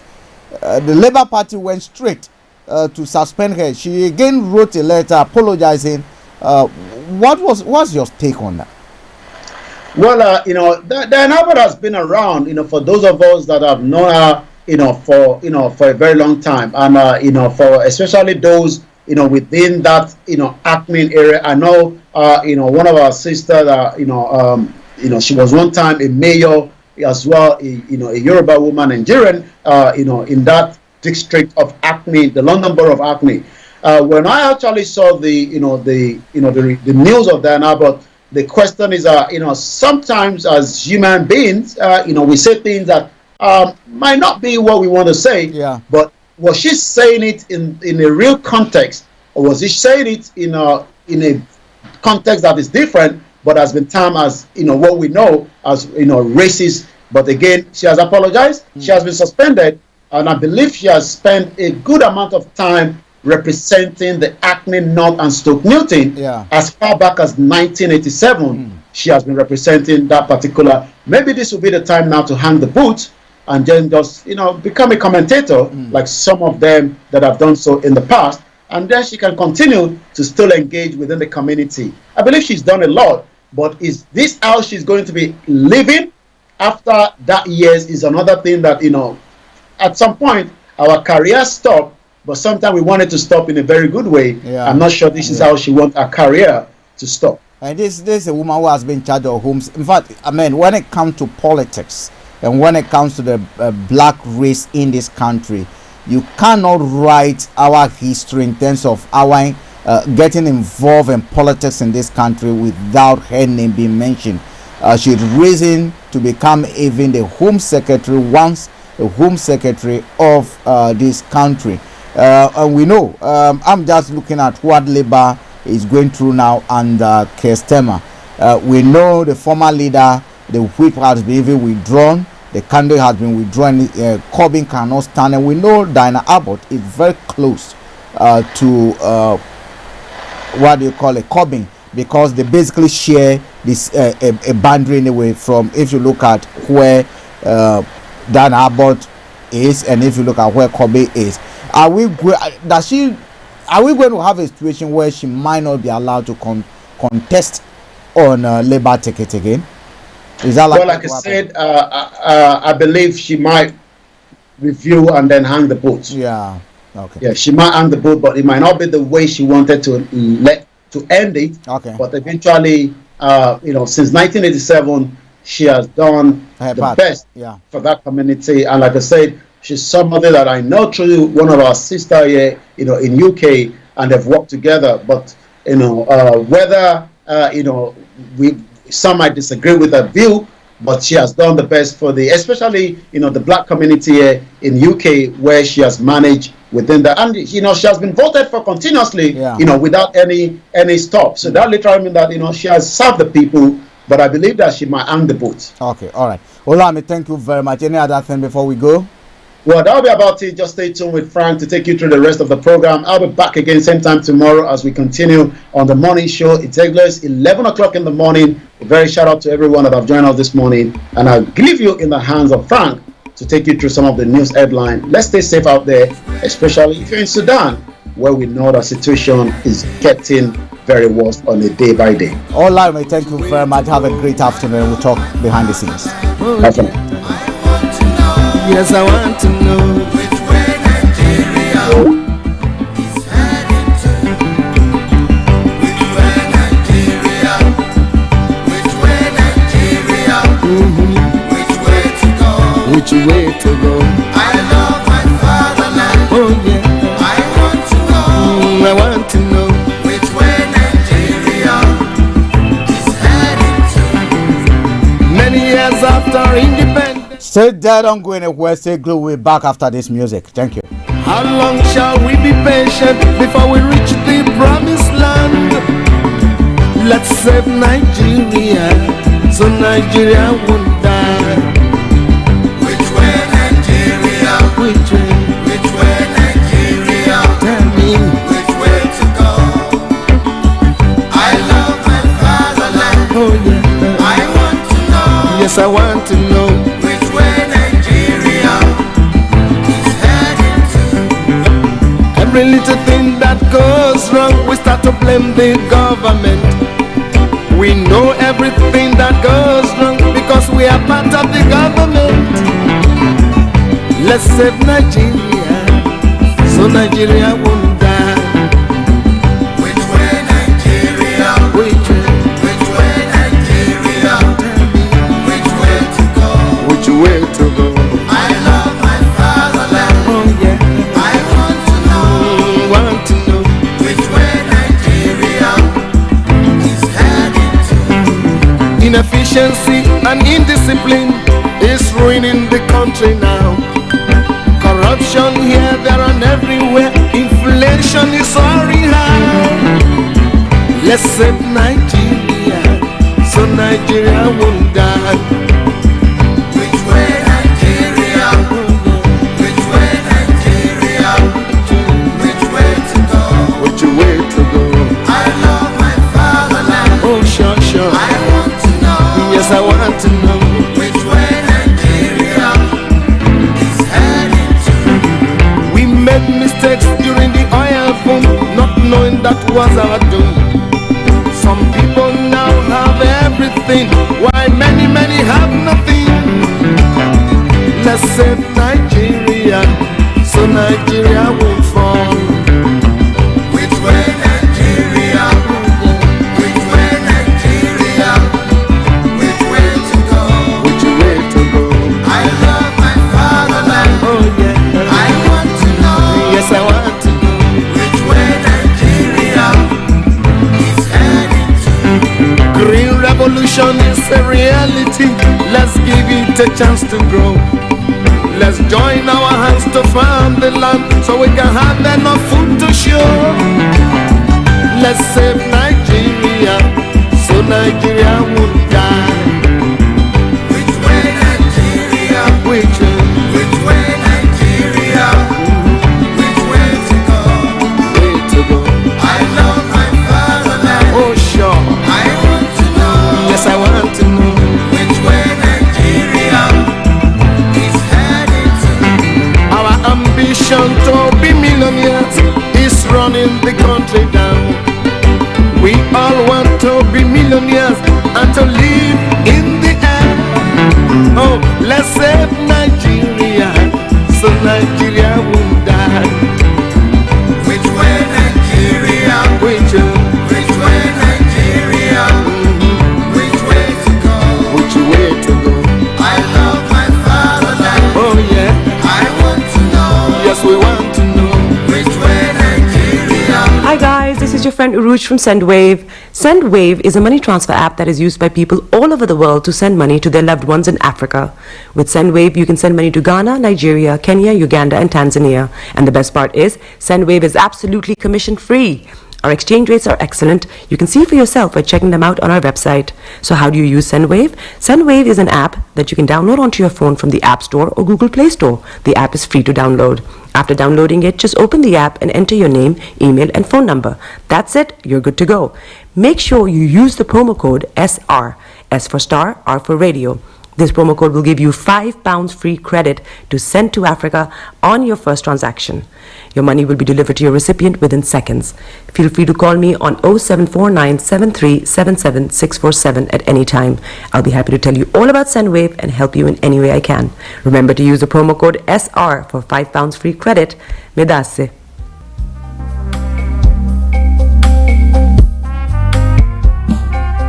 Are you looking for the fastest, reliable, and trustworthy door-to-door shipment company? Well, look no further. When was the last time your family received a shipment back in Ghana on time and Inter, you are not sure? Well, Lamb Shippers, we pride ourselves with being the fastest, reliable, and trustworthy shippers you can use. You are assured of a prompt pickup anywhere in the UK by our personnel. They also make sure your items are well packaged to get to its destination Inter. When it comes to door-to-door shipment, look no further. Well, Lamb Shippers, contact us on 07939009321 or 07498911820, or you can visit our website www.welllamb.co.uk. You can also drop us a mail, info@welllamb@gmail.com. Well Lamb Shippers, fast, reliable, and trustworthy.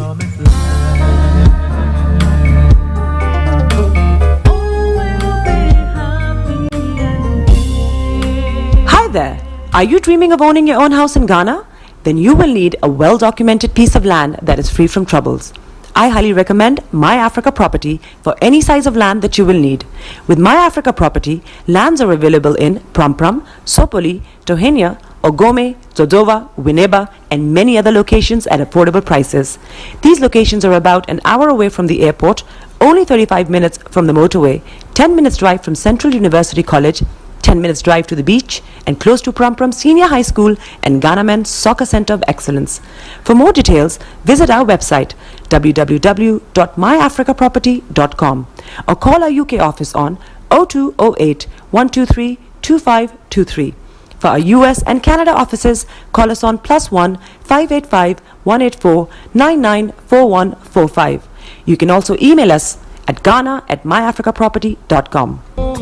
Hi everyone, it's your girl BB Clement, the author of How to Go From Employee to Entrepreneur and the host of your weekly business show, BB Means Business, the show where we discuss everything you ever wanted to know about business but you were afraid to ask. How do I start my business? How do I raise the finance? How do I grow my business? Where am I going to find my customers? Join me every Tuesday at 1:30 p.m. on Starr Radio UK to get all the information and tips that you need to become a successful entrepreneur and become financially free. Remember, don't let life dictate to you. Rather, put your signature on life. Getting onto the property ladder has never been easy until now. Join us this and every Thursday from 7 p.m. to 8:30 p.m. live on the Property Hour Show on Starr Radio UK, where we talk to mortgage brokers, property developers, estate agents, landlord, tenant, property consultants on how to invest or get into the property business and make money. You can't afford to miss this. The Property Hour Show is your best source into the property industry. Welcome back to Starr Radio. My name is Frank Davis, sitting in for Achi Hammond, who will be with you tomorrow. All right, let's proceed with our deliberation. Let's proceed with our deliberation, and let's go straight to some other headlines making news in Africa. Some news making rounds in Africa. Someone will put it.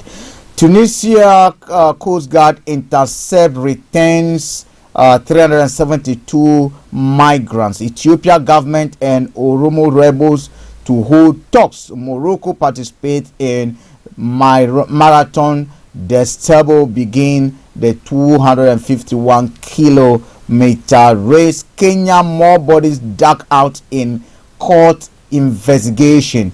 We're going to look at that. Kenya Odinga to restart anti-government rallies. Countries scramble to remove diplomat citizens from Sudan. 21 bodies have been dug out on land owned by controversial pastor in Kenya. Pope Francis called for warring factions in Sudan to begin dialogue. Last remaining Temptations member Otis William Hall's West End show.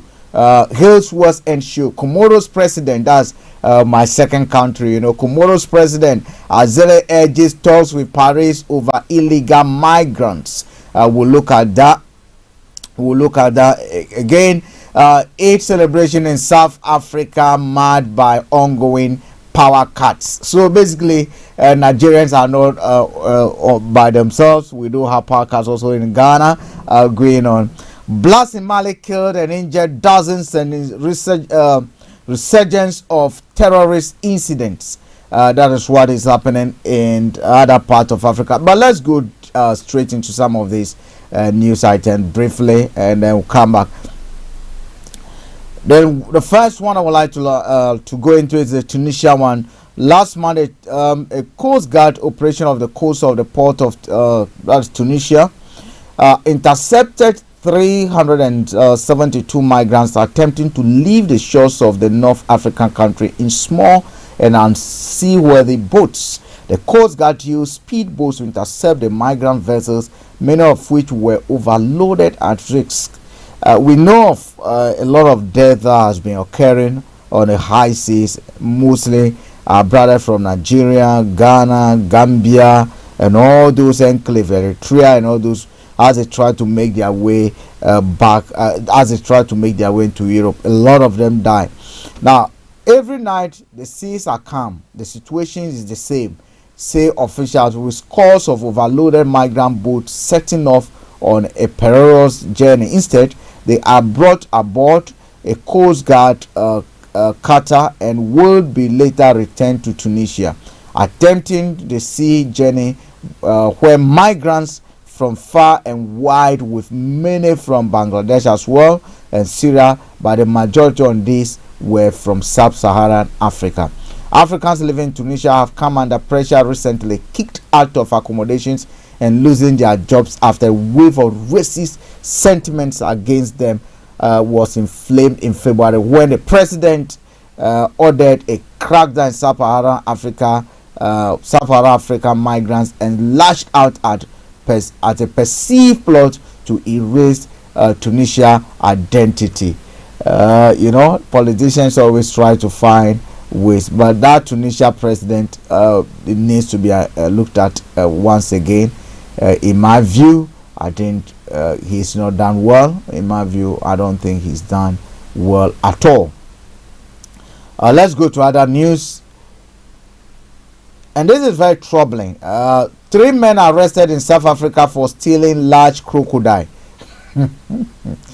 All right. 3 men have been arrested in South Africa for stealing a 2.5 meter, that's 8 feet long crocodile worth $1,300 from a farm in the Northwest Province. Police said this a few minutes ago.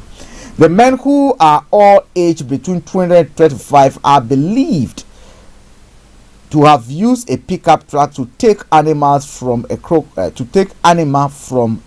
farm. Wow, which is about 200 kilometers west of Johannesburg. The crocodile was found tied up with the rope and wire in an abandoned farmhouse. The men have covered it with 3 branches in an attempt to hide it. Police said they also found a pickup truck.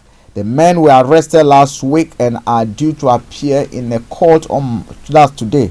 Police are investigating how they managed to get the large crocodile out of the farm, which had secure fencing. Police spokesperson: how did they sleep this animal? She said it's not a baby crocodile by any means. Wow. The crocodile has been returned to its rightful owner, police said. They released a photo of it swimming in its pool at the farm. While South Africa has a problem with poaching, crocodiles are not normally targeted because of how dangerous they are. Well, a dangerous animal confronted by dangerous thieves. Who wins? They actually outnumber the crocodile. Crocodile is the only one, and there are a lot of them. Right, let's proceed.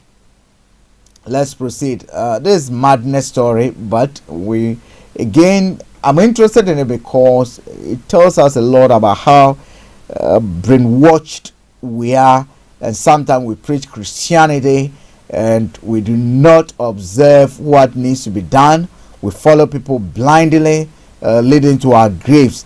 And now, anyway, let's go to Kenya. Kenya Criminal Investigation Department made over the weekend yet another gruesome discovery. Over 35 45 corpses have been uncovered across southeastern country of Kilifi. Most of the mortal remains found so far were on a land owned by a self-proclaimed pastor. He was arrested for allegedly telling his followers to fast to death. A follower was rescued on Sunday as well, as she would not end her fast. Jesus Christ. This clearly shows that there are many who are still in there, who are continuing with this fast and possibly dying every second that passes. The director of Rights Group, Haki African One, Hussein Caleb, added, "It is why we are appealing to the national government to send boots on the ground." And I agree with them. The pastor has been arrested twice before, in 2019 and in March of this year, in relation to deaths of children. Each time he was released on bond, and both cases are still proceeding through the courts.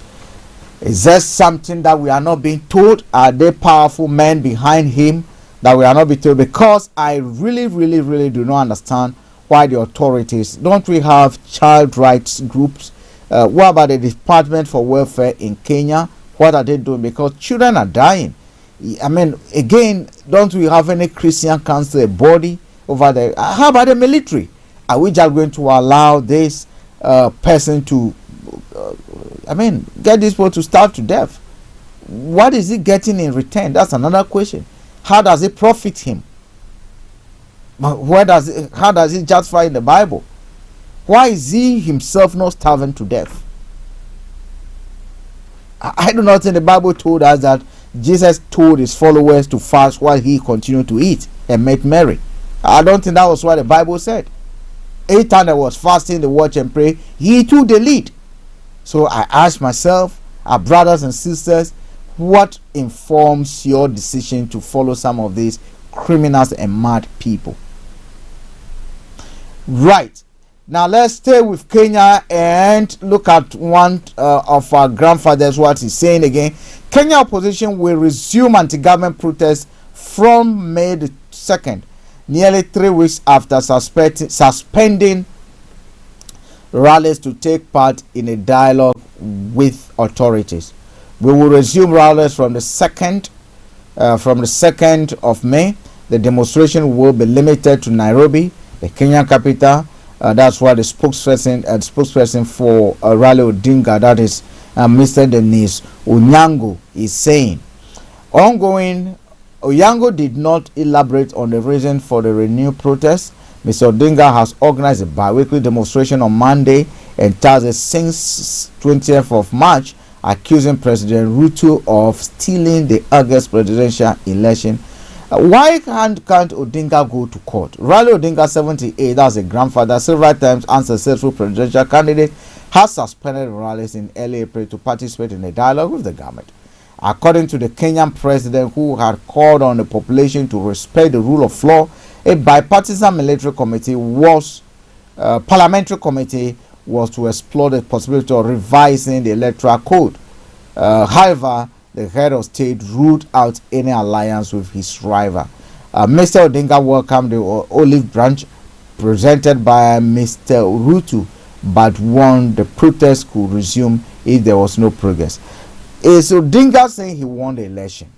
If that is the case, why can't Odinga just go to court? We know for some time now that some of us have cited the cause of Kenya to be basically something that we can look at comfortably and say they've done what a lot of African politicians and a lot of African courts dare not do. So the question is, why didn't Odinga go to court? Why is Odinga holding the knife to the neck of Ruto? Is it because Ruto is not coming from any political dynasty? I mean, what exactly is wrong with Raila Odinga? I do not understand. Odinga should know better, and one would expect that he, as an elderly statesman, should proceed to court. 78 years. What does he want? He's had the best of the life. His father was a politician. He benefited from the proceeds that accrued from political works. So what does he want? He wants to be a president by and at all cost. Right, Raila Odinga, I don't think that, I disagree with you. To be honest, I sincerely disagree with you. Let's take a few more news from African continent and then we'll cross over to this part of the world.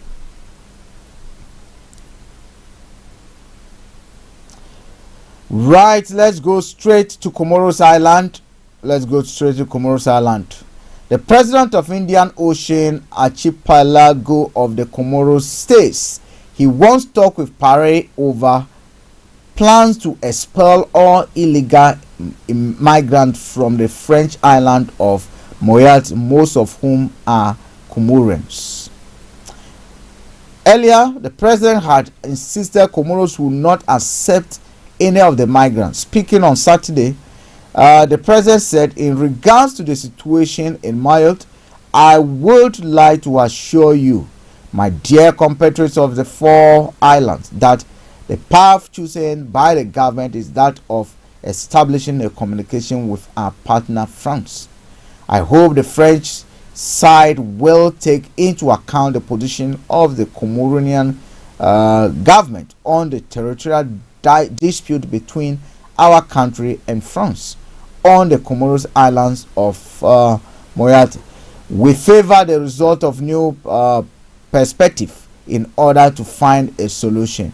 France plans to remove illegal migrants from the island. The French government has not given a precise date for the launch of the operation. French in Europe claiming land far away, threatening to remove people. According to the French National Institute of Statistics, nearly half of the population over there, that's 350,000 inhabitants, do not have French nationality, but a third of the island's foreigners were born there. Right, it's something that we might have to look at. So they claiming the land that they forcibly took from the rightful owners, now trying to start ejecting people from that land. That is what we have been told, and that is what the French are telling us. Anyway, let's proceed.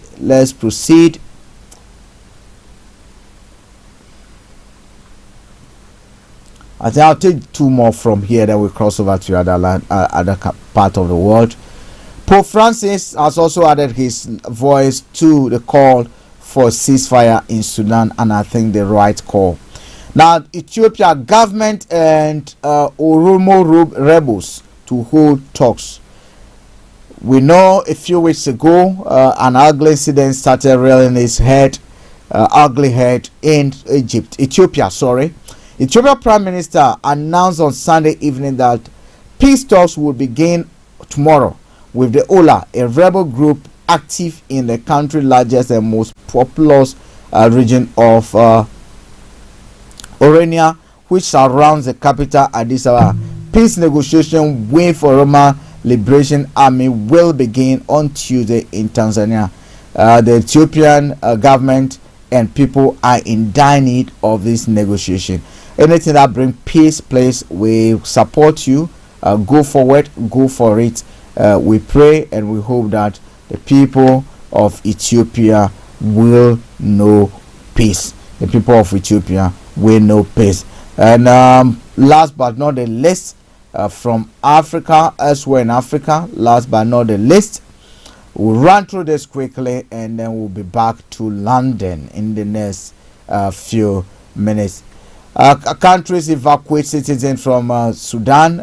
We also told the UK are doing a British citizens South Sudan. We feel like we die here. That's what the British are also saying over there. French says almost 400 people have been evacuated. British businessman thanks French for saving my life. That is what the man is saying. Civilian crossfire essential supplies run low. Conservative MP will have to get British nationals out. So calls are over there. Countries evacuating diplomats out of the country. What does that mean? Anytime you see them evacuating, they know they've lost control. It means there's nothing that they can do, and therefore they want to safeguard their own people. Pictures evacuation Oh God, you see them. It's terrible. It's terrible. It's terrible. War is no good. Spanish diplomatic personnel and citizens, among others, who left Khartoum on board a military flight. So some countries are sending strong military presence over there to try and get their people out of that country. 150 Italian nationals have safely left Sudan as well. But interestingly, I'm not getting the news from a lot of African countries. Michelle, the advice of Britain in Sudan is to stay indoors. That's what the foreign secretary said. A nightmare for those of us left behind. That's what the people are saying. UK foreign secretary on Sudan crisis, he's spoken about it. He said they're trying to do everything. But what are the leaders themselves saying? How did we get here? We know the two generals who are actually fighting to basically for their dominance. Who want to? I don't know what exactly they stand to gain by a lot of people dying. We do not know about that. Very unfortunate, but the news items are being dominated by what is happening over there. Ladies and gentlemen, time check from our studios, exactly 10 minutes past the hour of 12. We'll cross over straight to take some commercial break, and when we return, we'll look at that news coming from Europe, and then we'll get back to Ghana. Hi guys, this is your friend Uruj from SendWave. SendWave is a money transfer app that is used by people all over the world to send money to their loved ones in Africa. With SendWave, you can send money to Ghana, Nigeria, Kenya, Uganda, and Tanzania. And the best part is, SendWave is absolutely commission free. Our exchange rates are excellent. You can see for yourself by checking them out on our website. So how do you use SendWave? SendWave is an app that you can download onto your phone from the App Store or Google Play Store. The app is free to download. After downloading it, just open the app and enter your name, email, and phone number. That's it. You're good to go. Make sure you use the promo code SR. S for Star, R for Radio. This promo code will give you £5 free credit to send to Africa on your first transaction. Your money will be delivered to your recipient within seconds. Feel free to call me on 0749 7377 647 at any time. I'll be happy to tell you all about SendWave and help you in any way I can. Remember to use the promo code SR for £5 free credit. Medasse.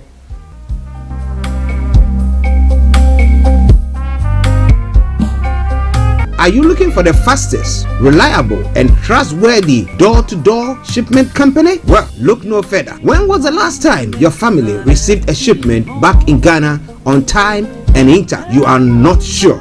Well, Lamb Shippers, we pride ourselves with being the fastest, reliable, and trustworthy shippers you can use. You are assured of a prompt pickup anywhere in the UK by our personnel. They also make sure your items are well packaged to get to its destination in time. When it comes to door-to-door shipment, look no further. Well, Lamb Shippers, contact us on 07939009321 or 07498911820. Or you can visit our website www.welllamp.co.uk. You can also drop us a mail, info@welllamp@gmail.com. Well Lamp Shippers, fast, reliable, and trustworthy.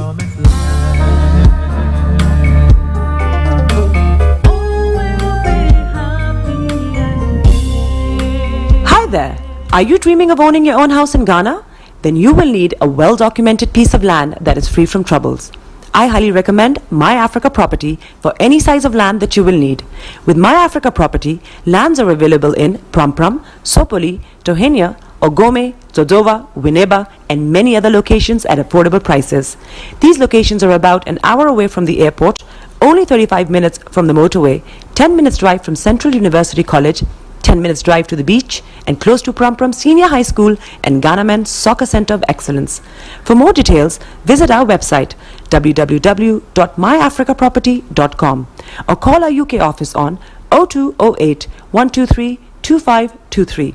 For our US and Canada offices, call us on +1 585 184 994145. You can also email us at ghana@myafricaproperty.com. Hi everyone, it's your girl BB Clement, the author of How to Go From Employee to Entrepreneur and the host of your weekly business show, BB Means Business, the show where we discuss everything you ever wanted to know about business but you were afraid to ask. How do I start my business? How do I raise the finance? How do I grow my business? Where am I going to find my customers? Join me every Tuesday at 1:30 p.m. on Starr Radio UK to get all the information and tips that you need to become a successful entrepreneur and become financially free. Remember, don't let life dictate to you. Rather, put your signature on life. Getting onto the property ladder has never been easy until now. Join us this and every Thursday from 7 p.m. to 8:30 p.m. live on the Property Hour show on Starr Radio UK, where we talk to mortgage brokers, property developers, estate agents, landlord, tenant, property consultants on how to invest or get into the property business and make money. You can't afford to miss this. The Property Hour show is your best source into the property industry.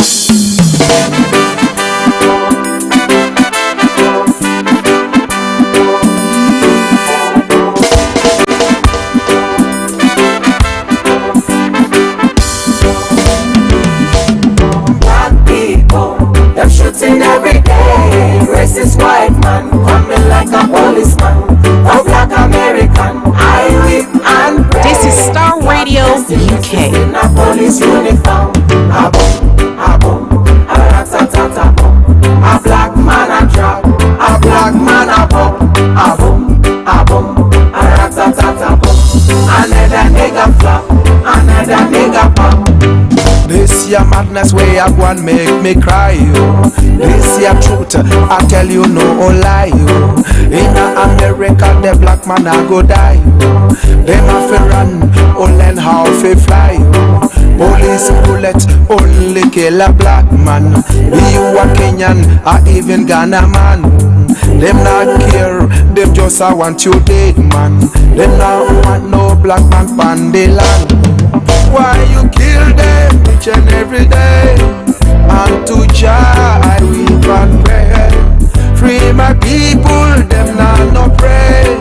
Oh my black people, them are betrayed. Black people, them shooting every day. Racist white man coming like a policeman, a black American, I weep and pray. Black testing racists in a police uniform. Broadcasting worldwide, online 24/7. A black man a boom, a rat-a-tat-a boom, another nigga flop, another nigga pop.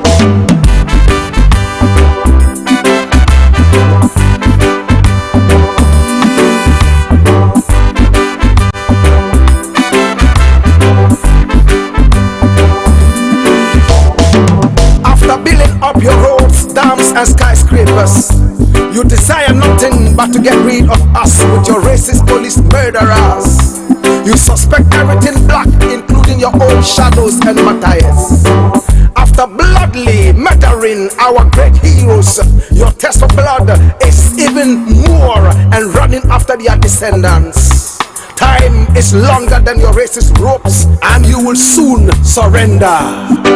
Black people, stay united and make your motto one job together. Let no racist put us under. Ukuma pima, apimbeba, apimbeba. Black people, them shooting every day. Racist white man coming like a policeman, a black American, I weep and pray. Black testing racists in a police uniform. A boom, a rat-a-tat-a boom, a black man a drop, a black man a pop.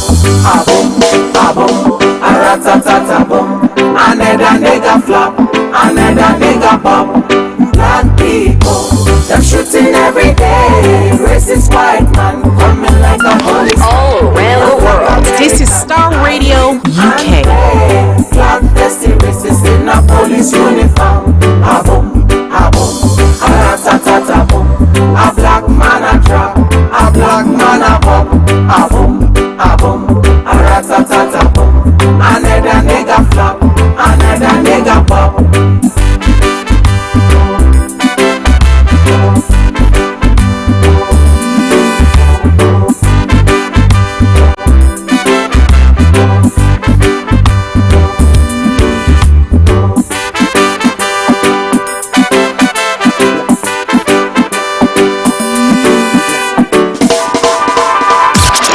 Broadcasting worldwide, online 24/7.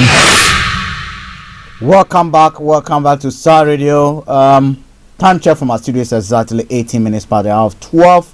At exactly 12:45, we'll be crossing over to our Career 101 with Linda Pellen all the way, HRA Linda Pellen all the way in Cyprus.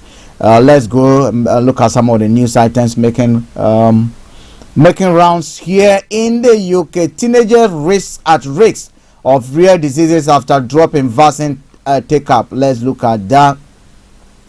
Teenagers could be at risk of rare diseases after drop off in vaccination during the COVID pandemic. UK health officials are warning. In 2001 to 2002, 69% of the 13 to 14-year-old received the jab protecting them against tetanus, diphtheria and polio, down 7% on the previous year. Another vaccine against meningitis also saw a similar fall in uptake. Parents are being urged to make sure young people are up to date with their vaccines before they leave school. The UK Health Secretary also said the UK Health Security Agency said many of these who had missed out on vaccines because of school closure in the pandemic are now being immunized, but vaccine coverage remains below pre-pandemic levels. So, if you're there and you know you have not, or your son has not gone for those vaccines, please do ensure they do. Do ensure they do, because meningitis and some of these diseases can be very, very deadly. So please, that is for your children. Ex-Italy head judge Len Goodman dies at the age of 78. That's what we are told. I know him very well. The face, not that I know him personally, but he has been the face on the TV for a long time. How popular is the monarchy under King Charles? That's a question that has been posed. Crash leaves lorry hanging off M1 bridge. So those of you using the M1, please be careful. That news just coming in. Let me just go straight as part of the update. A lorry was left hanging off a bridge after crashing into a barrier on the M1 in Leicester. Police were called to report that a vehicle had crashed on the southbound carriageway junction 19 interchange just this morning. Officers say the southbound carriageway is closed at junction 19 as well as both sides of A41 while the vehicle is removed and the road made safe. The driver safely left his vehicle and was not injured, the police added. National Highways confirmed the roads are likely to be closed for much of today as repair works takes place. Wow. I wish I can bring you that scene. That is serious. The way it was hanging across that the lorry crash. Look, anyway. And the motorways, if you are actually coming towards London, if you can find another way, please do. If you can find another way, please do, because the roads don't look very friendly at all. They do not look very friendly at all from what we can see here. They do not look very friendly at all. Right, let's take the last news item from here. We'll go to other parts of Europe. Putin spokesperson son joined Wagner in Ukraine. That's what we're saying. The 33-year-old son of Crimean spokesperson Dmitry Peskov says he served with the Wagner mercenary group in Ukraine for nearly 6 months. Nikolai, according to him, it was a duty. I couldn't sit to one side watching friends and others went off there. Wagner is called a private military group in Russia and now has international notoriety for alleged war crimes and other abuse in Ukraine. It has recruited thousands of convicts from prisons after taking heavy losses. It is rare for a member of the Russian elite to choose to join the group. Many have gone ahead to avoid conscription into the regular army.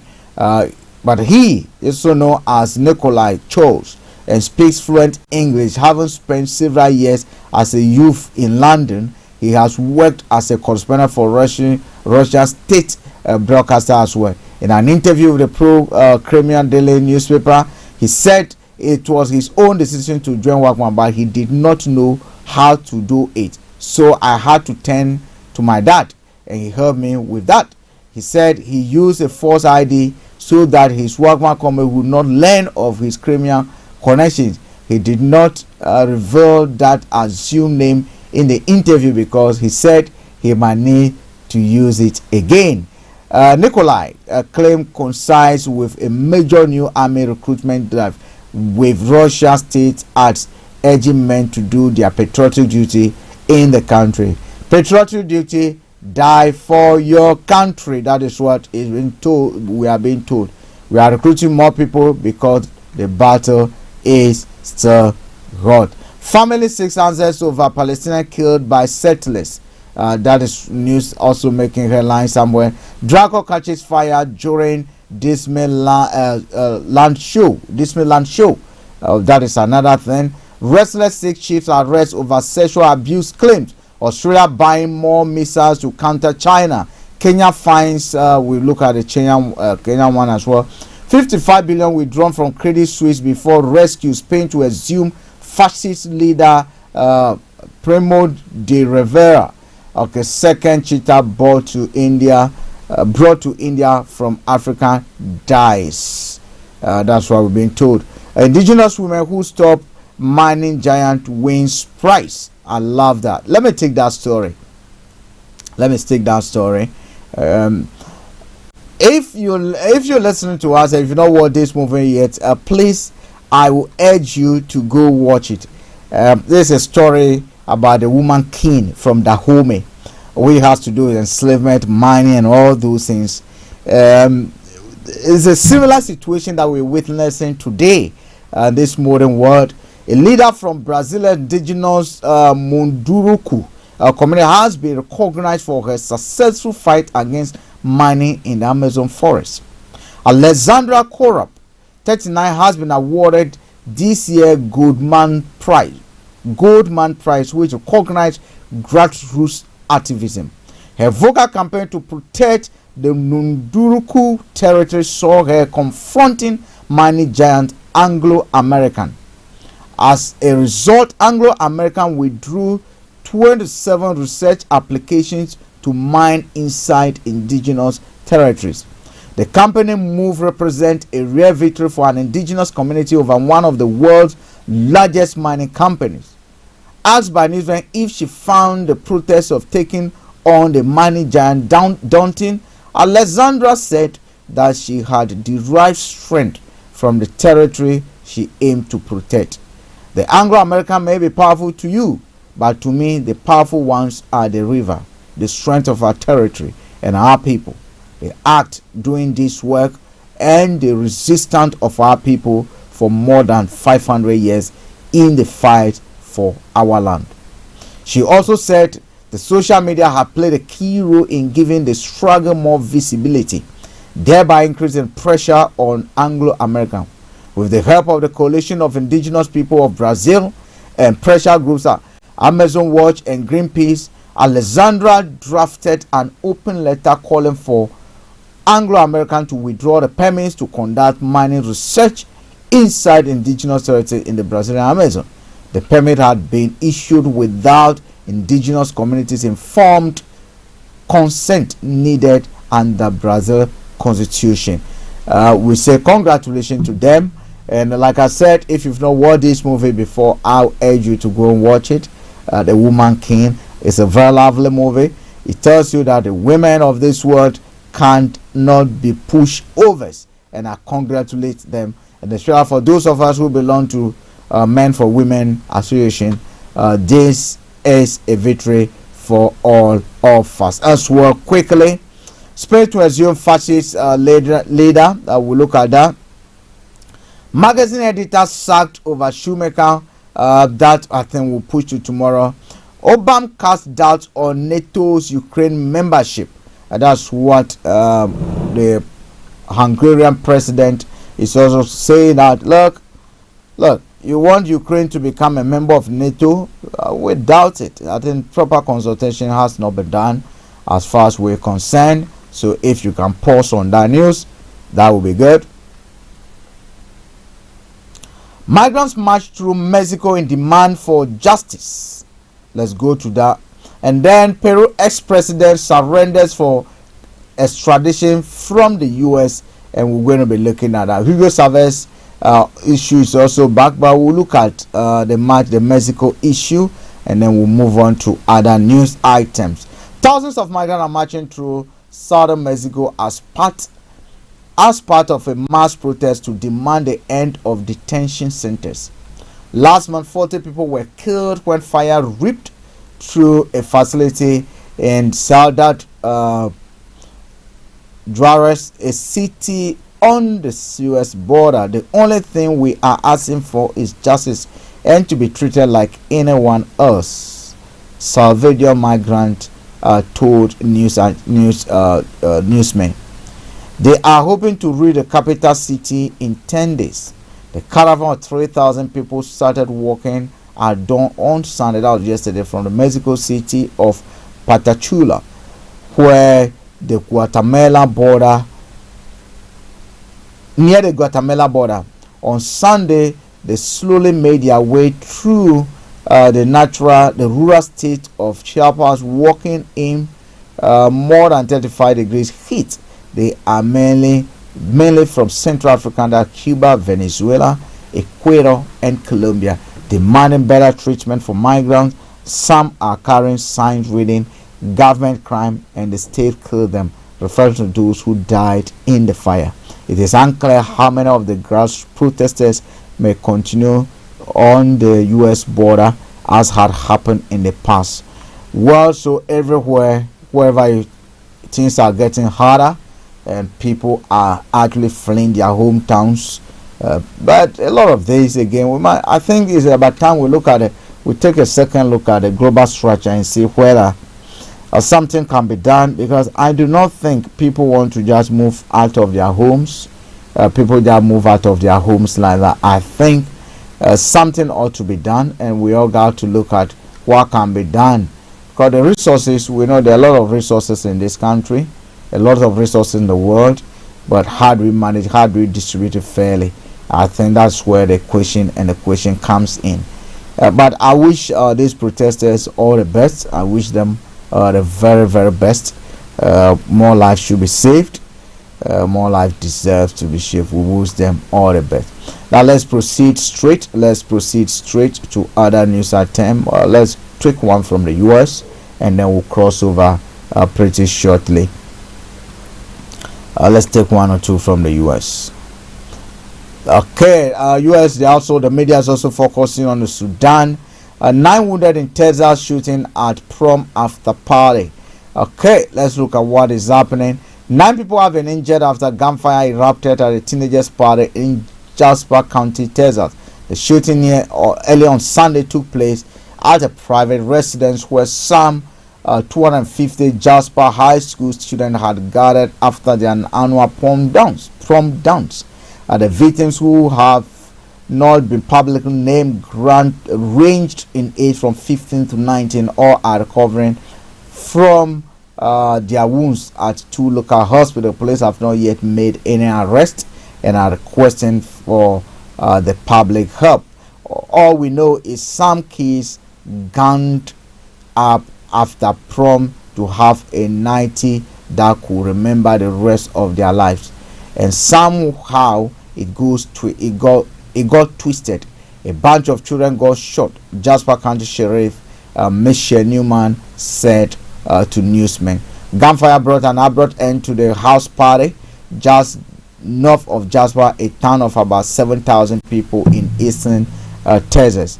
A majority of the students at the party had attended Jasper High's prom, which took place without incident earlier in the night at a local church meeting hall.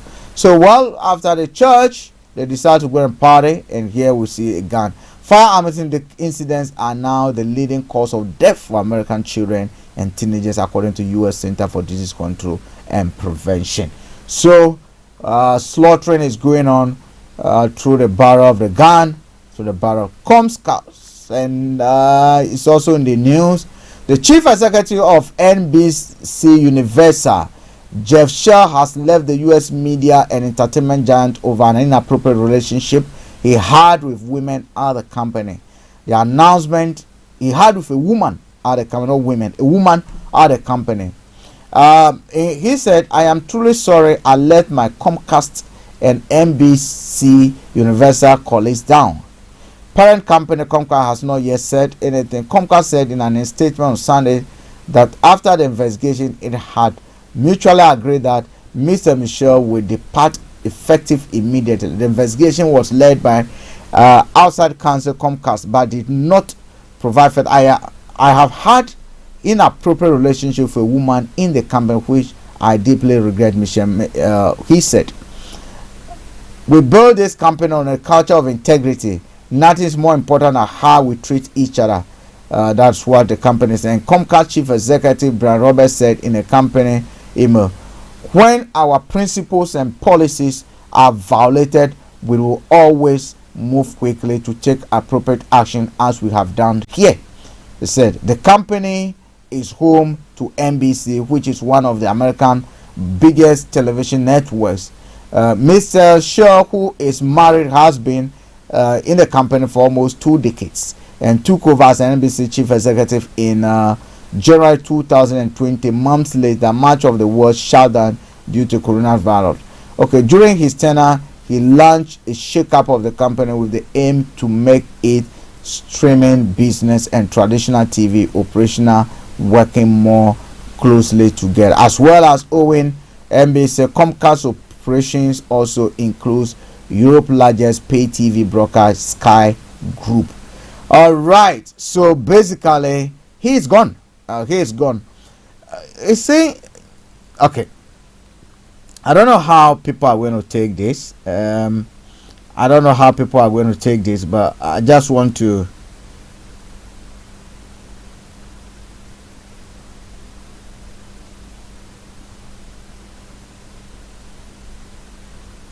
okay. That's a news item coming in. Someone is actually giving me a highlight of a breaking news somewhere, but we'll have a look at that. Right. I just want to find out, is it wrong to basically befriend someone in your workplace, or is it power dynamics that we're looking at? Are we getting a situation where probably he might have bullied the woman, or probably use that as a weapon, her power dimension, her power as a pressuring tool to basically have a relationship with this woman? I'm asking this question because most often than not, we do not get much of the details. Sexual harassment is not something that anyone wants to endure, and I wouldn't encourage it, and I wouldn't encourage any man whatsoever, no matter what a temptation is, to go ahead and do that. Archie knows I have a rule. I do not hack women who comes close to Star Radio. I do not. That's a personal principle that I've had.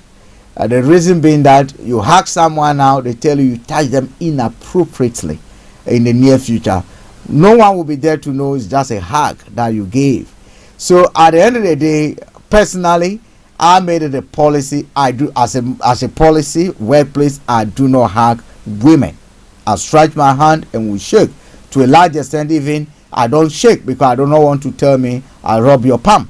I don't want that. So basically, hi, we talk. Stay where you are. I stay where I am. We talk, because I do not want anyone to come and level charges against me that I heard when I heard you, I squeeze you. But you see, we are a human institution.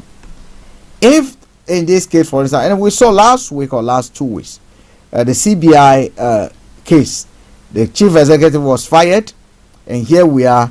We have not actually he's denied it. We've not gotten evidence that he either raped someone, sexually abuses someone because of harassment or whatever they call it. The evidence that was produced to me is just a bit of people, kind of emotion. And again, it's because he also didn't know that he was actually in talk with other people as well, that the kind of message he was sending, hello, how are you, he's sending it to others as well. Just a way of trying to bring rapport with them.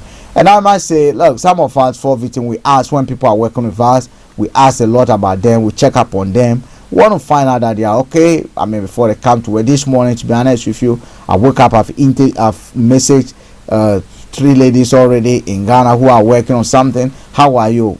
Today's whatever. Are they going to use that against me in future? Well, I might better stop. But you know what? Today's holiday, but I've got 2 of them on standby to work. If I haven't messaged them to know their plans, I might not be able to put something together. But again, it depends on how you do it.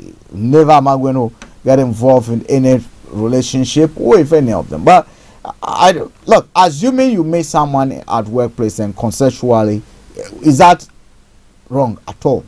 Anyway, I'll leave that to your judgment. That discussion will continue. As well. Now let's cross over to Ghana for the last few minutes. Let's cross over to Ghana to look at the last few minutes before Miss Sarah Perry, the HRA, a woman herself, will be with us, where we're going to be looking at career 101 issues, how to improve your career. I don't think you have. Okay, now let me get this story has been ongoing, and I think the battle about the Galamsey issue is on. I don't think you have retrograde Anesia from Fort Boate, Dras Gabi or Tredaku. Okay, so I think it's a man who doesn't want to go down easily, you know. Former Minister for Environment, Science and Technology and Innovation, Professor Frimpong Boateng, has hit back at Gabriel Chedakun for describing details of his report submitted to President Akufo-Addo on illegal mining as silly. According to Professor Frimpong Boateng, who was chairperson of the erstwhile Interministerial Committee on Illegal Mining, while he believes Mr. Gabriel Chedakun does not suffer from memory loss, he finds it necessary to remind him of the illegal mining activities of the client. Mr. Chedakun, I don't think you have retrograde amnesia, but I still want to refresh your memory about the destruction of the environment that had been perpetrated by your client over the years, with the accompanying videos and pictures from the Abisu forest. Wow, that is some kind of response. Yesterday I saw some of the videos, and I thought it's going to end there. The report added, I informed the president about it. All right, this has been a case that's ongoing, and it's a lot of people are complaining about it. This is yet to be verified, but I'll still bring it out. If it is true, then again it's a disappointment to the clergy in Ghana. If it is true, if this story is true, then it is a disappointment to the clergy in Ghana. And that has to do with a response we getting from a high-profile clergy person on this Galamsey issue. Galamsey is illegal mining, where they've destroyed a lot of forest land. They've destroyed a lot of farmlands. A lot of buildings have been destroyed. The rivers are polluted to a point where now the rural folks will now have to even buy water to be able to survive. Now, we are being told that news that is coming in. If this is true, that will be very, very disappointing. And let me repeat, this has not been verified yet. But if it is true that he actually said this man said this, then it is very, very disappointing. It will be very, very disappointing. And that has to do with Reverend Mate commenting also on these illegal mining issues. Commenting on these illegal mining issues. This is what he's reported to have said. Galamsey report, quote, I think it was wrong for my brother, Professor Frimpong Boateng, to accuse his own party people in his report. People like this are discussed, things like this are discussed behind closed doors because Gabi and Captain Koda are senior members of MPP. I mean, when I read it, I was like, so this is the problem we've had all this while, right? There is a clergyman who is now telling us that, you know what, put party first above national interests. And because the people are our party members, because you also belong to that party, you should have mentioned this or even include their names. They are very important people in the party, and whatever crime that are committed by them is allowed. That is basically what he's trying to tell us. But I don't think that is right. I don't know what you think, but if we are being told that we do not have to be exposing the truth because the people who commit those crimes are big men in the society, the big threes, there's about time we find a way of using axes, the small axes, to clear them off. Listeners, that's what time will allow us. We're going to cross over to Cyprus pretty shortly. But before I bring our Cyprus ladies on, let me go back to the song, the music we started with. These big men in Africa are turning themselves into big trees, and we now have to fashion our way. We're gonna be savvy, find a way of chopping them down, as the songwriter says. When we come back, we'll be at Cyprus to bring you Career 101. Stay tuned, don't go away.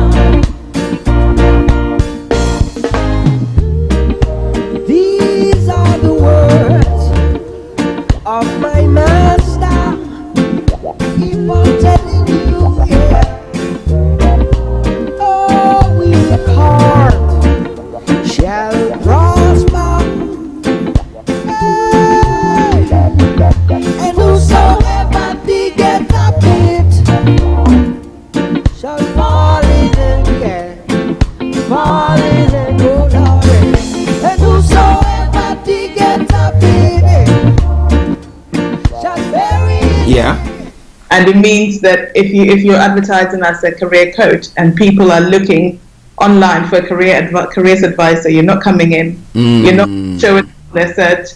Therefore, all of your paid advertising doesn't work. Exactly. So I've been looking at this, and one thing I really noticed was the word intrapreneurship, INTRA. Okay. And I usually refer to intrapreneurship as when you act like an entrepreneur within a company. So you're looking to grow yourself within a company and promote yourself and go to a leadership, management, strategic role within the business. Okay, that's intrapreneurship. Okay. Intrapreneurship. Good. The very interesting thing, so a lot of my marketing has been targeted at intrapreneurs. Okay. What I've recently found out is that when I look at the search rate for the word intrapreneur, it's about 10%. When I look at the search rate for the word intrapreneurship, it's about 40%. So that's the difference between putting the ship at the end of the word. Yeah, entrepreneur 10%, entrepreneurship 40%. Oh, okay. Interesting. So if we bring this to your CV and your cover letter, you may have done the role, you may be even overqualified, you're the right person for it, but if you're not using the right keywords or the right hashtags, no one is seeing this on your CV, on your resume, and especially on LinkedIn nowadays as well, where a lot of recruiters use your LinkedIn to recruit you because they look for the right keywords, and then your comes up as you are the perfect match for this role. Okay, so we really owe it to ourselves to make sure that we actually understand what employers are looking for. Yeah. Would you say then that for every let me say profession, there is a particular terminology that is used, and therefore you have to make sure that you know what terminologies are used in that field, and then that's what you use when you're preparing your CVs? Absolutely. Every profession, every field have their particular terminology. So that's a given. You really need to be using that. And a really good place to find these is in the job descriptions. In the job descriptions for the advert, or even in the job descriptions of your managers, because obviously they're using that. So for example, if we talk about performance, some people say KPIs, which is your key performance indicators. You might go to another job and they talk about performance review, or they might talk about targets. So even though they're talking about the same thing, if you're not speaking their language, you're going to create that unnecessarily distance between you and the potential employer, because they won't understand what you're talking about. Wow. It would be as easy to understand as if you were using the same words that they're using. Interesting. Wow. Absolutely fascinating. I mean, I've seen people who said, for example, management versus leadership. Someone will say, I'm looking for a HR manager. Someone will say, I'm looking for a team leader. And these skills are pretty much interchangeable, but also very... I'm sorry, yes. That's okay. Yeah. They're interchangeable, but they're also very similar. Whether you're a manager or a leader. So you might say, I've got management experience. It could mean that you were in a management position, but you haven't used the words that describe what a leader will do. So for example, I delegated the duties, or I prepared the rota. That shows that you supervise people rather than I was just the manager and I managed the clients. So an interesting article that I came across. Interesting. Wow. Listeners, Starr Radio UK, your favorite African and Caribbean radio station in London.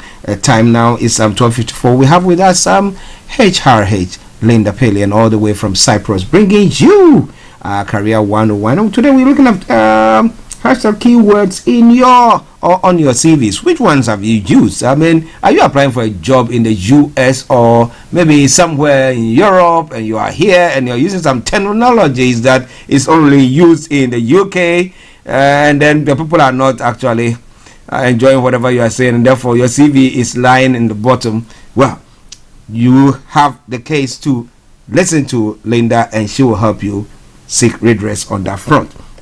But let me say good afternoon to Ife Popola, who has also joined us on Facebook. Thank you very much, Ife. Now, okay, so do you think, again, if you are at a different continent, so let's take it, we are here in the UK.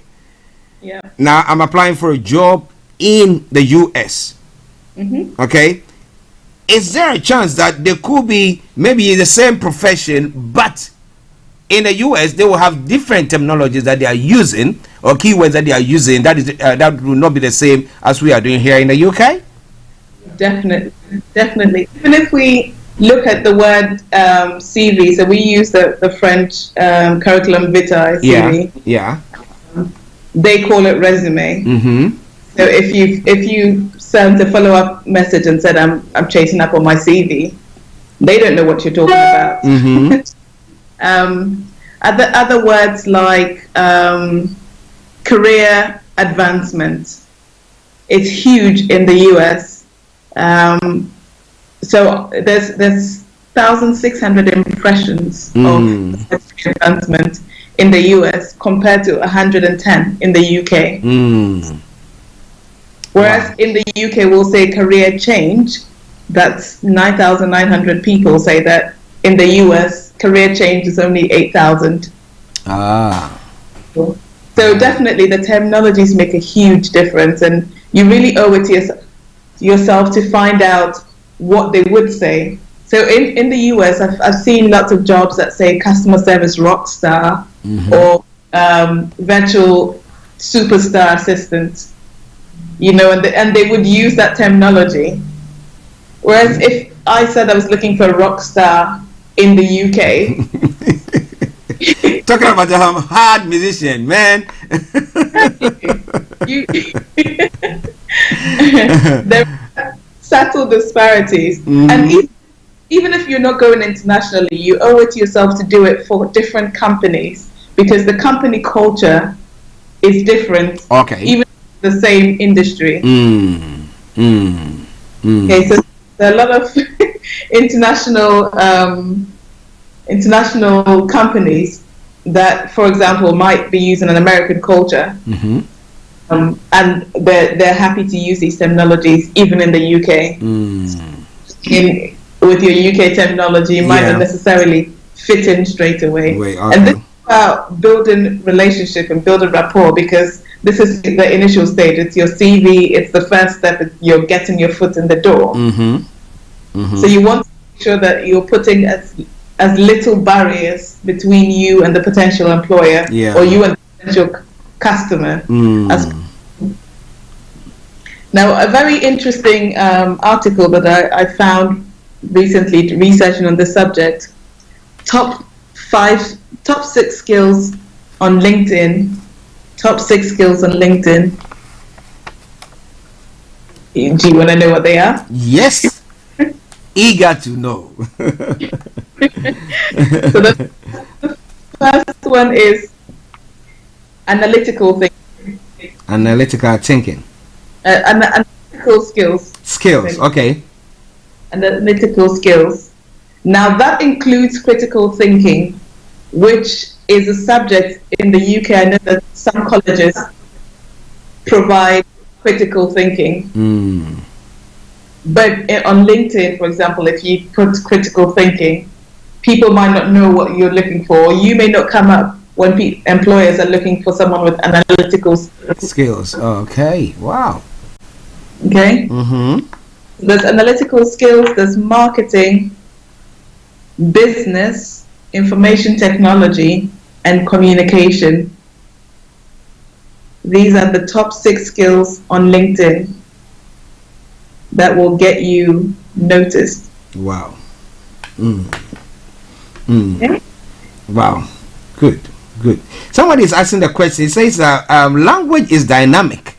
So if we have to, every time you want to write a CV, you need to keep on updating and then you have to be abreast with the changes and the terminology that is going on. Do you agree with that?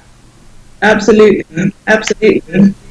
If you want the job, you've got to do what it takes. You know, and I mean, you can't afford for people to miss you out because you haven't bothered to change your language or adapt your language to the skills that the market is. Again, I always say it's a supply and demand. Yeah.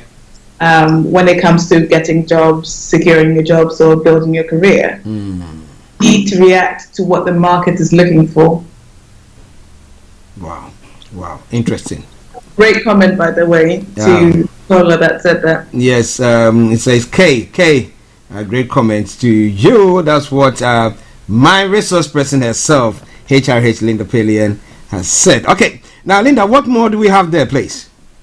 Okay, so as well as using the relevant keywords and making sure that your resume is keyword rich, and when I say resume, I'm talking about your CV, I'm talking about your LinkedIn, I'm talking about even the hashtags you use to promote yourself. Yeah. Okay, and any online presence.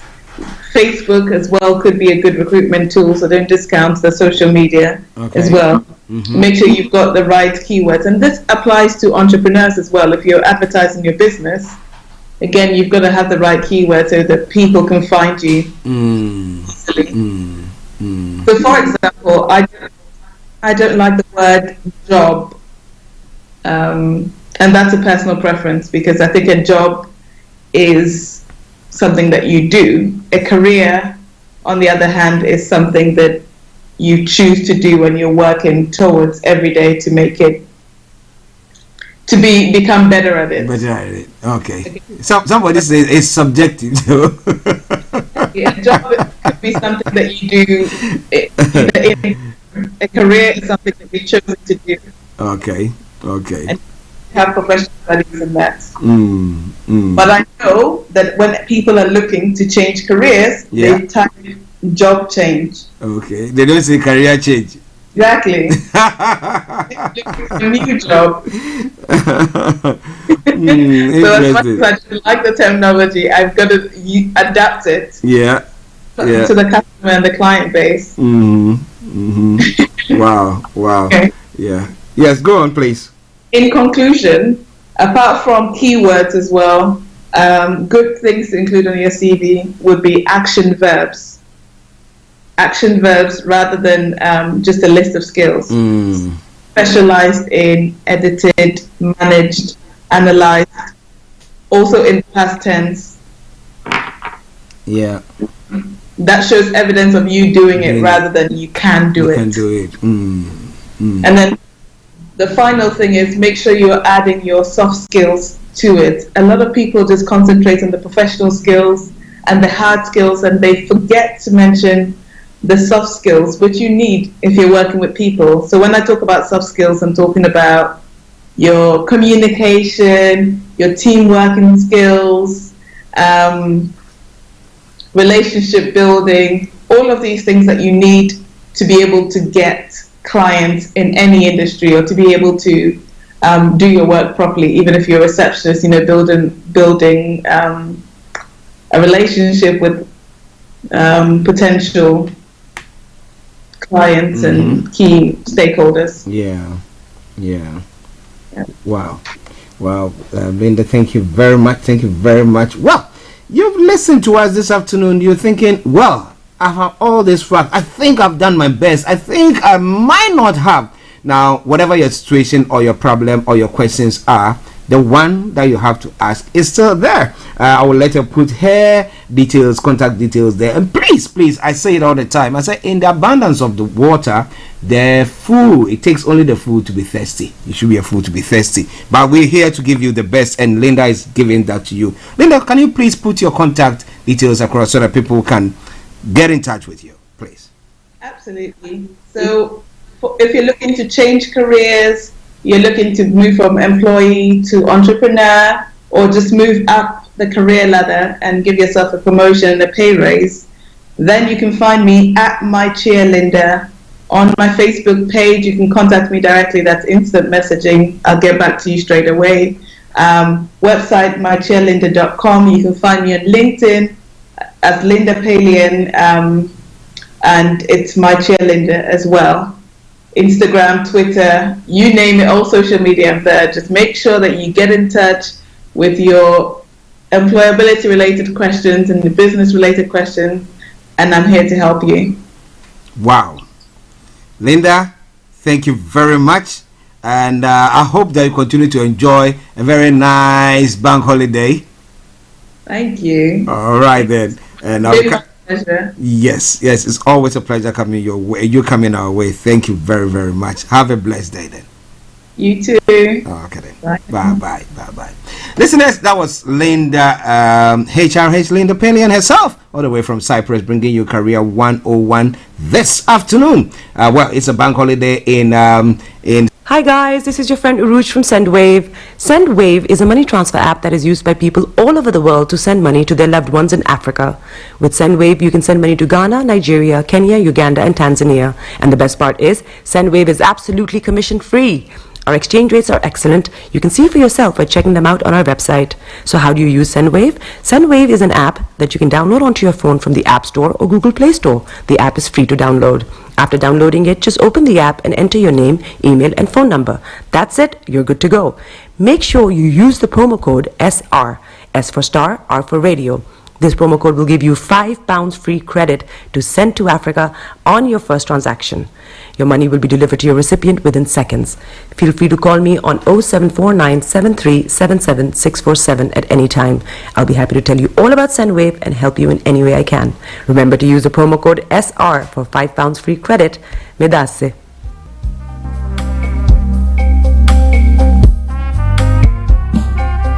Are you looking for the fastest, reliable, and trustworthy door-to-door shipment company? Well, look no further. When was the last time your family received a shipment back in Ghana on time and in time? You are not sure?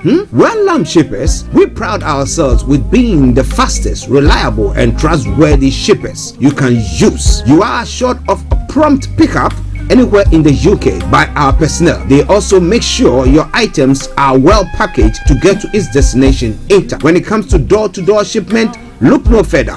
Well, Lamb Shippers, contact us on 07939009321 or 07498911820. Or you can visit our website www.welllamp.co.uk. You can also drop us a mail, info@welllamp@gmail.com. Well Lamp Shippers, fast, reliable, and trustworthy.